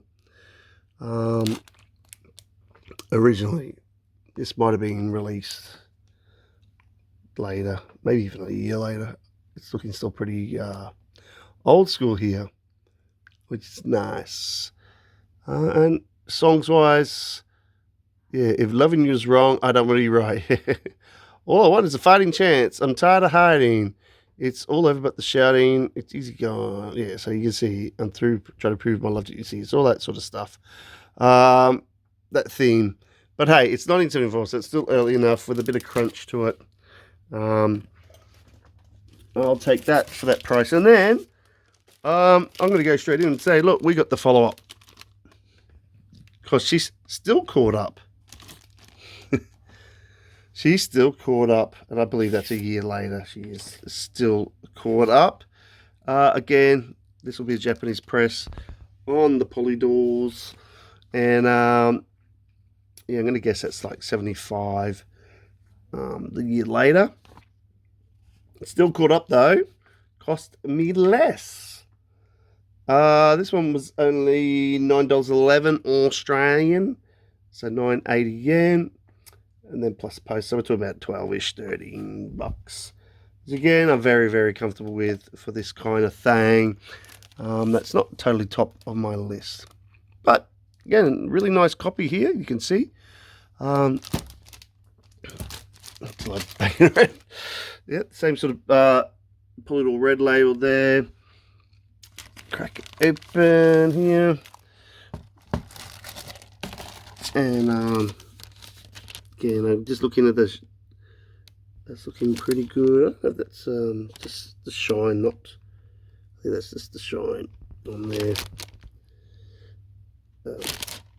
All right, and again, we've got the insert again.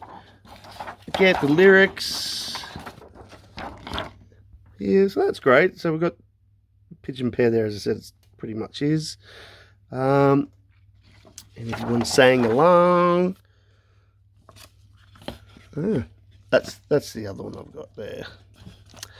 Which is before. Back looks really nice. It's not a gatefold, even though it presents like it could be. It's just wrapping around, but that's okay. And what we got? Similar themed songs. Leftovers. Leftovers. I don't think she's talking about last night's dinner. But yeah, similar theme songs. The memory of what? Yeah, tell her it's over. There.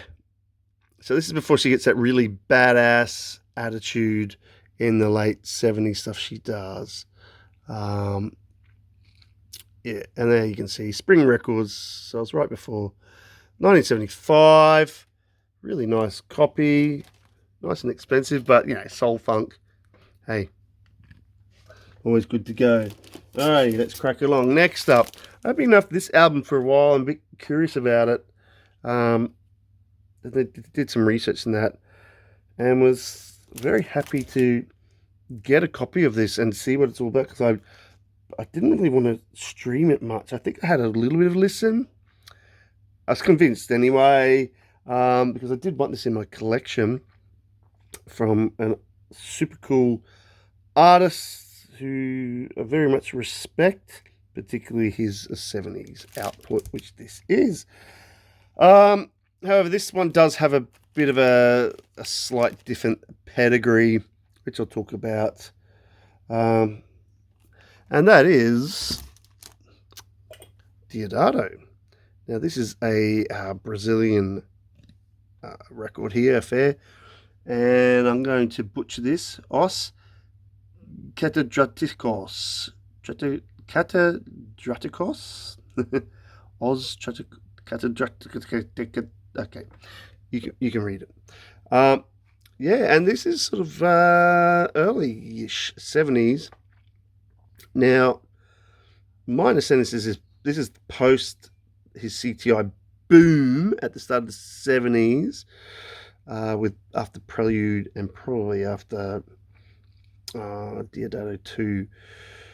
But this is not on CTI. This is on a label called 7Cs. You can see there. And actually, yeah, it's more a Brazilian affair here. Now, I'm just going to crack the price first. We'll have a look at that. Yeah, the price was really reasonable here. $11.90 Australian. So 1280 yen plus a bit of the post. So we're under the 15, easy. So I was very happy about that because I really dig my Deodato. And this one was a bit of a gap, really, in my 70s collection. Kind of interesting photo on the back. Now, I do know this one has a couple of different sort of versions. Sorry, I should say some different versions of a couple of previously released songs of his CTI albums. Now, we have a look down here, though. I think we've got some, they've got a little bit of English translation to some of the Portuguese titles. And you'll see on side one, first up, we have a version of Skyscrapers, which I believe is on Deodato 2. Yeah. And a version of Carly and Carol, which I think was on Prelude, but called Carlotta y Carolina. So they've slightly changed their names, different versions. But the others, unless the translations don't match up, I don't believe are sort of redone ones from those CTIs, which is cool. I mean, I'm interested to hear these other versions anyway of those two previously CTI tracks. And let's have a check down here, because let's have a look at the Musos. There are some recognizable names from some of the other LPs and things he's done, and they've done Marvin Stam there doing trumpet, Wayne Andre I've seen a few times, trombone, Romeo Penke, is it, on sax and flute. Yeah, so there are, I've seen some of these guys pop up, but you can tell by the names, this is, I think, more of a Brazilian affair here. Although it does say some of it was recorded in New York and some in Brazil. But there you go. Distributed by King Records. This is a Japanese pressing. But no, I didn't pay 2,500 yen. No. Yeah, I won't crack it up. I don't know if it's worth cracking open, especially when we have less time. But yeah, I don't know. Did it say the year on that? Yeah, I'm pretty sure it's like 73, somewhere around there. Maybe 74. Yeah, so more Deodato to go. All right, let's keep cracking on this big journey. Next up, this is an LP from the late 70s. I believe it's like 1979. So I'm pushing it a bit with the post-70 rule here. I've often been curious about this album. I did have a bit of a pre-listen, and it's pretty much what I expected. But nevertheless, it's done well. And this is sort of like a late 70s funk soul thing, very much in the vein of Earth, Wind and Fire, and late 70s Earth, Wind and Fire, sort of funky soul stuff. And that is The Seventh Wonder with Thunder. And yeah, you can see there with the Egyptian motif, very much of the time. Yeah, and yeah, so it's, you know, it's at times not quite disco, I'd say, but it's getting to that clubby level sometimes. But it's actually quite nice here, with some great recording and yeah, playing here. And I do dig the cover, and again, you can see there, I think it's still in some shrinky ink as well for this. It's on Chocolate City label, which is a subsidiary of Casablanca Records. So that was the label that Cameo, I believe, released most of their stuff, particularly their 70s stuff. Yeah, so you often see that pop up every now and again, the Chocolate City label, which I really dig. Yeah, I'm just going to turn it that way there, you can see.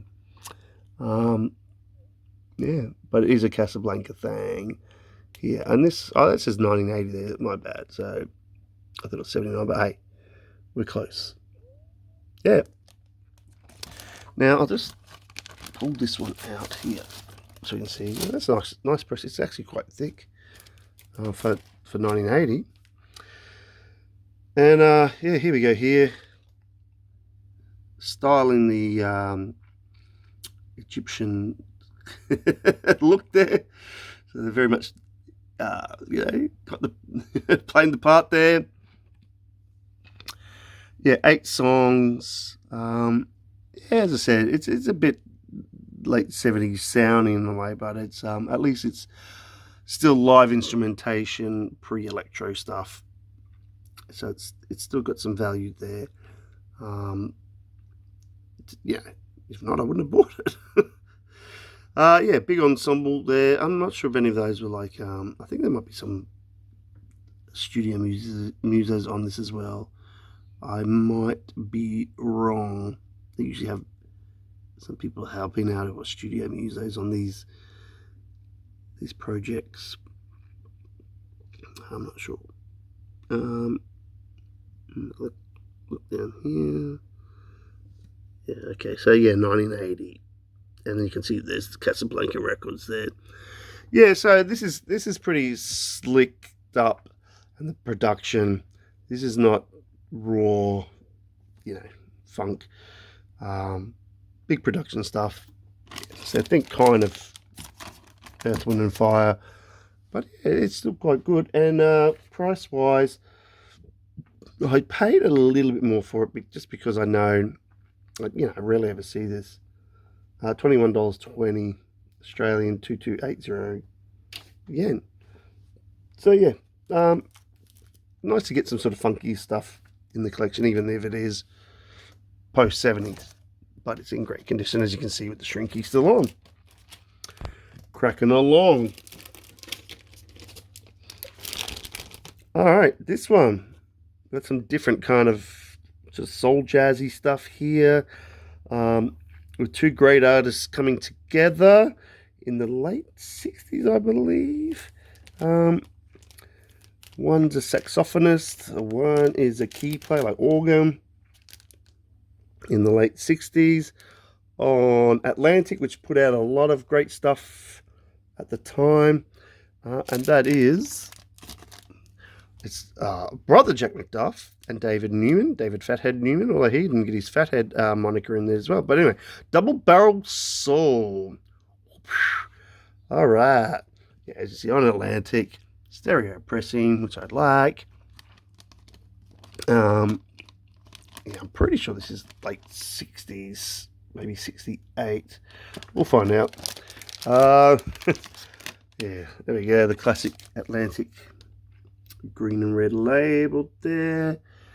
I do believe it's in quite awesome condition, as you would expect. Yep, nice and shiny and schmickety schmick.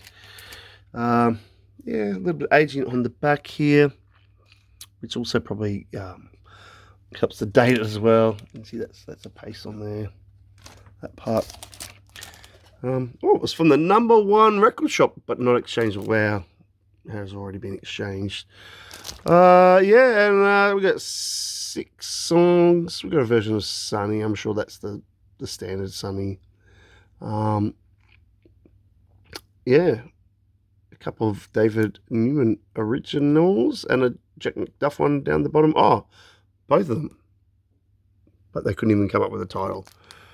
Yeah, there you go, 1968. So, late 60s soul jazz. Yeah, nice to have stuff from both of those artists together. This is very nice. Yeah, I'll crack on from that one. This video is getting very long. This one I've been after for a little while in more recent history because I've been getting a lot of this label's late 70s, very early 80s stuff. And I did have a listen to this one because this guy's got a good pedigree as such. But it's a bit different for him. But it's actually quite nice. You know, and in terms of this label, it's actually, I think, one of the better ones, even though it's late 70s. And it's in a really nice cover as well. I do dig the covers that they were putting out on this label. That is Mongo Santa Maria with Red Hot. Yeah! And yeah, really cool cover here. I believe this is 79, so yeah, we're right late in the piece.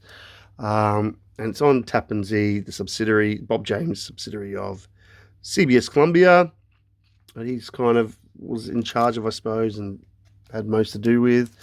This is a gatefold, so we're going to see the archetype sort of yeah, Tappan Zee stylings here. We've got some really cool musos on here though again. So the personnel is great. And there is the aforementioned Bob James. We've got Eric Gale, who I always think probably sounds better on other people's LPs. Hubert Laws, legend. Barry Miles, who plays some great keys and stuff. Yeah. And we've got a version of Herbie Hancock's Watermelon Man on there. Some things with a Latin tinge on here.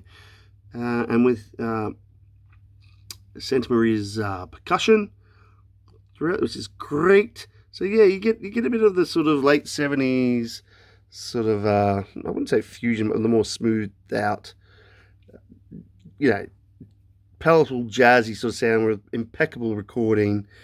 Maybe a little bit on the clubby side in some way, you know, but yeah, this has got a bit of a different the Latin flavour in here as well, which is very nice.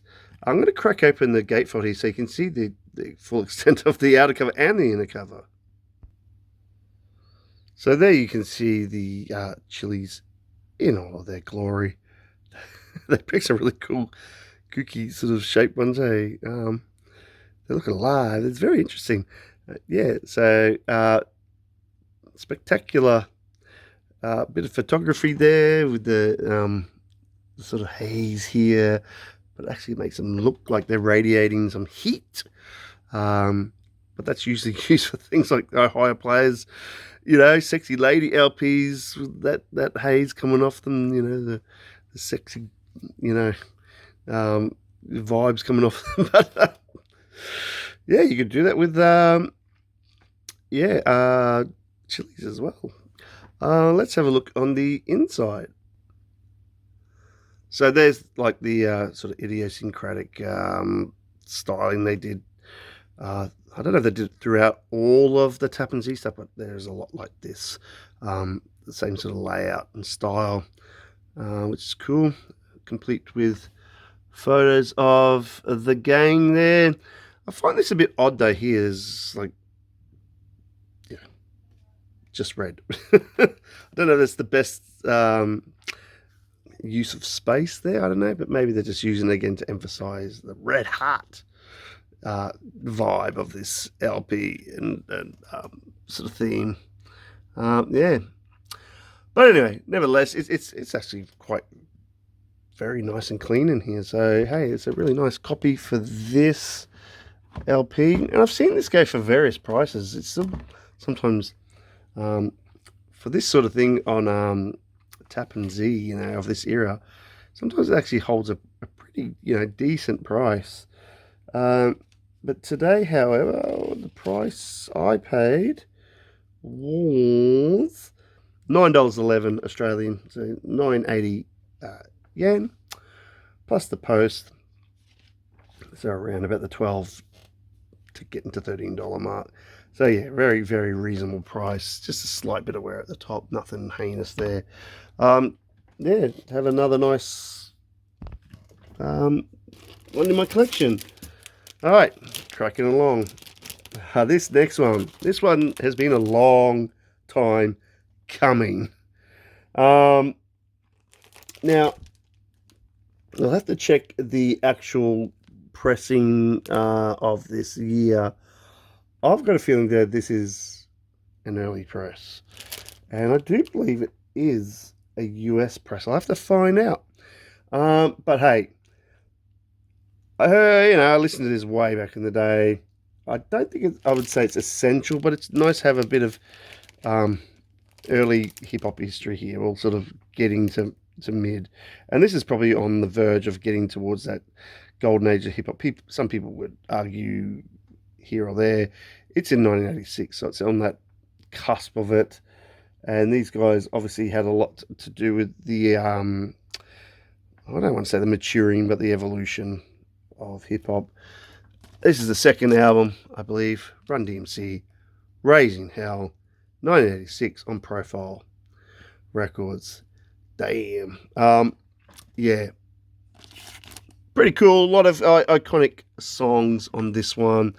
I think I prefer Tougher Than Leather for me, the next one. Just maybe because I was more familiar with that and songs just get stuck in my head. But look, this is still cool to have this one here. You can see there, Profile Records. I didn't do my homework because, I don't know if that's pre-Def Jam or on the cusp, but I'm sure Russell Simmons is all over this. For sure, he's got to be. There's Rick Rubin and Russ. Produced, yeah, you can see there, produced by Russell Simmons, Rick Rubin, 1986 on Profile, New York. So that's pretty cool. Right about there. And you can see there. Yeah, looking very sort of 80s kind of cover. So yeah, I can't see anything on here about it being a reissue or anything. Maybe there, does it say 80? No, it says 86, doesn't it? What do you reckon? Yeah, it looks like 88. No, it's 86 there. Jacket printed in Canada, but that doesn't mean it's a later pressing. I think they might have just outsourced that. But I think the rest is a US thing. That was pretty common back then anyway. Yeah, so what do we got here? Peter Piper. It's tricky. My Adidas, walk this way. Bam, bam, bam, bam, bams. So you can see that, like, wow, okay. Yeah, that's a pretty damn good run there for 86A. And in terms of sort of iconic stuff here, I've got some other ones. I'm going to be honest at this stage. They'll probably come back to me if I hear them. As I said, I was more familiar with Tougher Than Leather back in the day. So I haven't heard this LP for forever, except, as I said, the more common songs. But obviously more so like It's Tricky and My Adidas and Walk This Way, probably even more so than Peter Piper. But yeah, nice to finally get it. So that's 86. So, you do the maths. What's that, 40 years? 40 years. Yeah, I got it. Let's see, a price wise. I did pay a bit more for this one, but hey, I think people know why. And that was $27.71. So this was one of the more expensive ones I had. But again, all up, I'm hitting about the 30. So, maybe slightly over. And yeah, I'm pretty sure this looks OG anyway. and in pretty damn good condition. I think it's like very good pluses. So yeah, that's great to have. All these years later, kicking out some, well, I will say mid-school hip-hop there. Okay, the next one up. Look, I'm going to say I got this just because, really mostly because of the label, and I didn't bust the bank. This is later stuff from this label, and I know it's not as good, so I'm probably not selling it very well. Well, as I said, I'm going to be honest, this is probably more for the collector in me, because it's on CTI. That is Seawind with Wind Over Child. I think it's their second one, maybe second and last on CTI. I think it's about 1977, something like that. Yeah. Look, it's a bit slicked up, and the year gives it away anyway. So it's not as lucrative as the earlier CTI stuff. And anyway, we're talking within a decade, so there's marginal. But this one only cost me $9.11 Australian. So again, you know, $12 maybe all up. I'm okay with that for the condition it's in. I didn't want to pay any more. Let's have a look on the back. But yeah, it's I can't remember if this is the American pressing, not Japanese. Let's have a look down here. I'm pretty sure, because it's got a CTI label. There, and number. Yeah, look, I mean, Seawind were known for their horns, which they then were used as the Seawind horns on other artists' stuff. Crack open gatefold, nothing there, I can just slice it open here. The cover's quite weird too, because being a gatefold, you would think that that image is going to extend. Well, no, it's just mirror images. So I think that is a bit of a wasted opportunity, really. Although that looks like a maple leaf, doesn't it? I don't know if that's on purpose. Maybe they're Canadian. I don't know. Not heard that before. But anyway, yeah, I just think that's a bit of a wasted opportunity for a CTI gatefold, hey? I mean, it's a nice shiny thing. Now, inside, there is a bit of damage here. I can see, but that's okay for what it is and what I paid.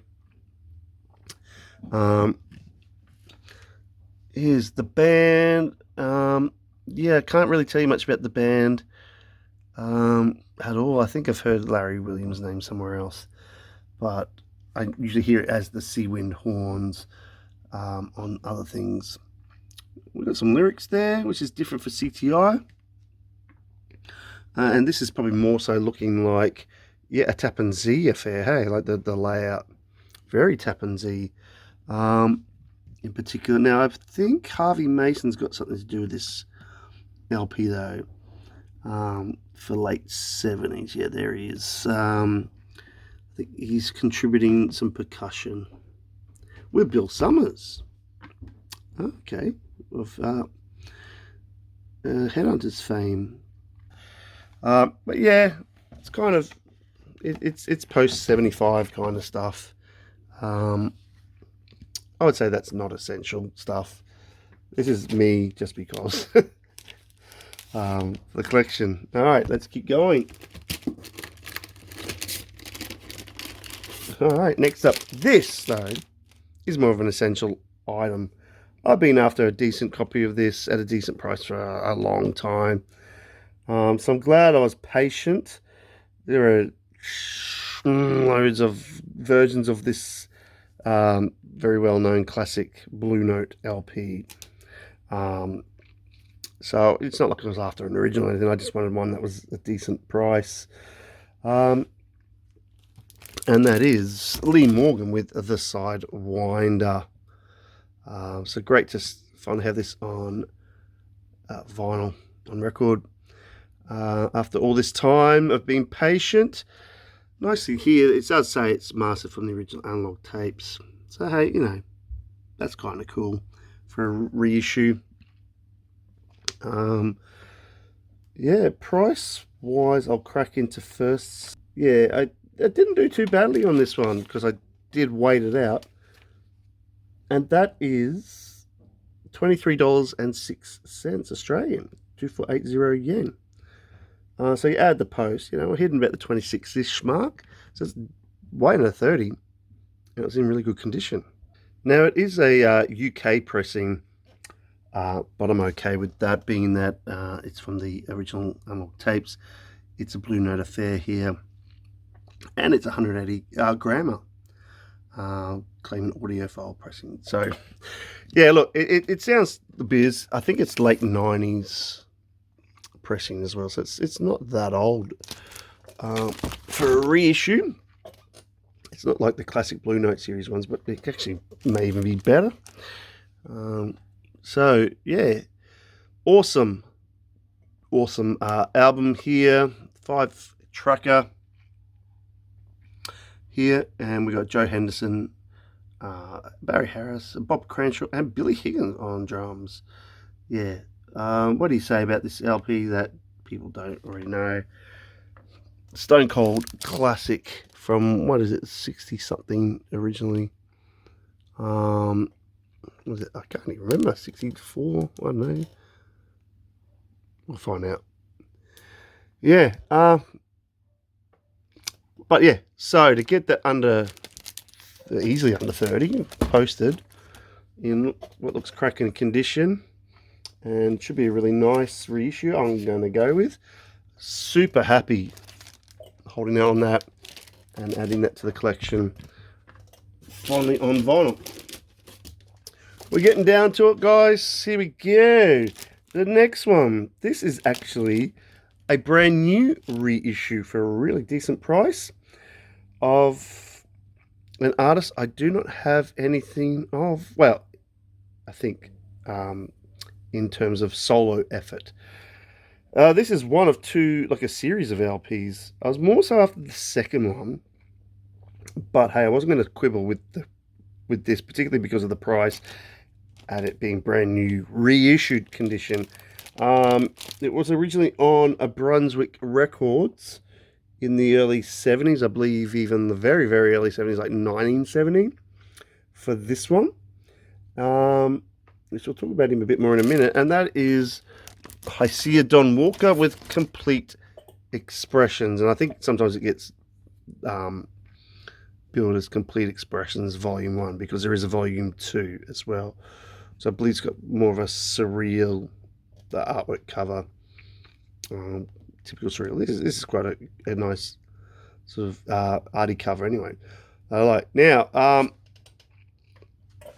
my understanding is he is a piano or keyboard player.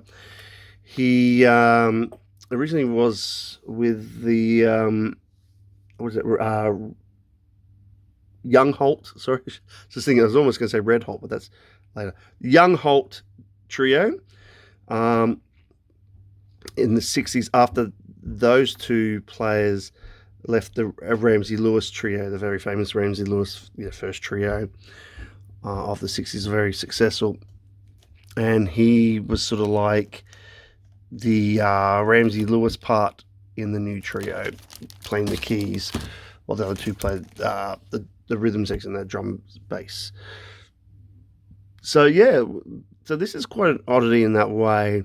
That it's his solo efforts, and on Brunswick, very early 70s. So the jazzy stuff here. You see there, look, he has penned nearly all of it, except for the almost obligatory, Beatles cover inclusion. But here it's actually Dear Prudence, that's really cool. That'll be really interesting here. I didn't stream this album. So that's not so much a typical Beatles cover, I would say, to be honest. It's not the Eleanor Rigby's, that sort of thing. So that's going to be really interesting to hear. There's a Chicago thing there, you can see there. But yeah, I purposely, again, didn't stream this, to be honest. I sometimes don't like to But you can see this is sealed, brand new, reissue. Looks like the sort of real thing, but yeah, there's no. You probably expect it to be pasted on or that. Now, price wise, yeah, this was quite really good for like. Hopefully the pressing's great. I don't know about that, the quality. Price wise though, for a brand new LP, it was $21.20 Australian, so 22.80 yen plus the post. So we're talking about $24 for a brand new LP, sealed. Yeah, no cutouts in that. It's just a brand new reissue. Hopefully, it lives up to it. I'm hoping it's got a little bit of I'm not sure if it's got some spiritual jazz leanings on here, rather than just soul jazzy stuff. But yeah, that should be super cool. And lastly, we are, I believe we're at the end of the marathon. We're at the end of the marathon here. So well done if you've made it this far. I'm feeling exhausted. Now, this one, a bit unusual for me. It is a 12-inch. I rarely do 12 inches. I think the last one I did was a Sly Stone one from 1986. But that is an oddity anyway. I rarely buy them, but this, there's a reason for this. I was compelled. This comes from 1979. So way back. I think this is a 1980s pressing perhaps. But yeah, this is like early hip hop. Right at the beginning in 1979 on Enjoy Records. Fledgling little label that, there's a whole great history on that. And by an act as such that became big, I suppose, a bit later on Sugar Hill. And but that is here we go. We've got Grandmaster Flash and the Furious 5. Furious without a U, by the way. With Super Rappin'. Oh, that's the side B here. That's the Super Rappin' theme. So this is the let's turn it this way. That's the vocal. It stretches out. It goes for a long time. That's why it's a 12-inch. It's like 12 minutes long. We're absolutely old school, but super cool rapping. It's fun. It's fun, and yeah, like it's history. So I did have a listen. And I was like, yeah, this is cool. I've got to get it. It's a 12-inch thing. Absolutely. And it's not saying Grandmaster Melly Mel there. It's saying Grandmaster Flash and the Furious 5. So that's how old school we got it here. So you can see that saying 79. But there is a sticker here saying Enjoy Records, the beginning. First rap records worldwide, 1979-1982. So I'm not sure when this particular pressing happened. Oh, whichever way, I like it. It's, even though it's just the non-picture cover as such, it's got all the Enjoy sort of logos, such stuff over it and words. That's cool. I like the silver label. That looks old school. But yeah, so we've got the theme on the back, which is just the instrumentals. And this is the stuff that's got backing music by the legendary multi-instrumentalist, multi-talented guy who went by the name of Pumpkin. Look, I mean, he's known if you know the stuff, but outside of that, he's quite, unknown, I suppose.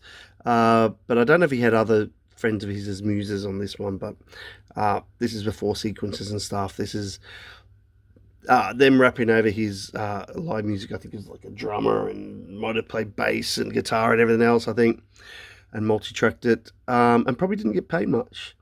So yeah, there's all that history wrapped up into this.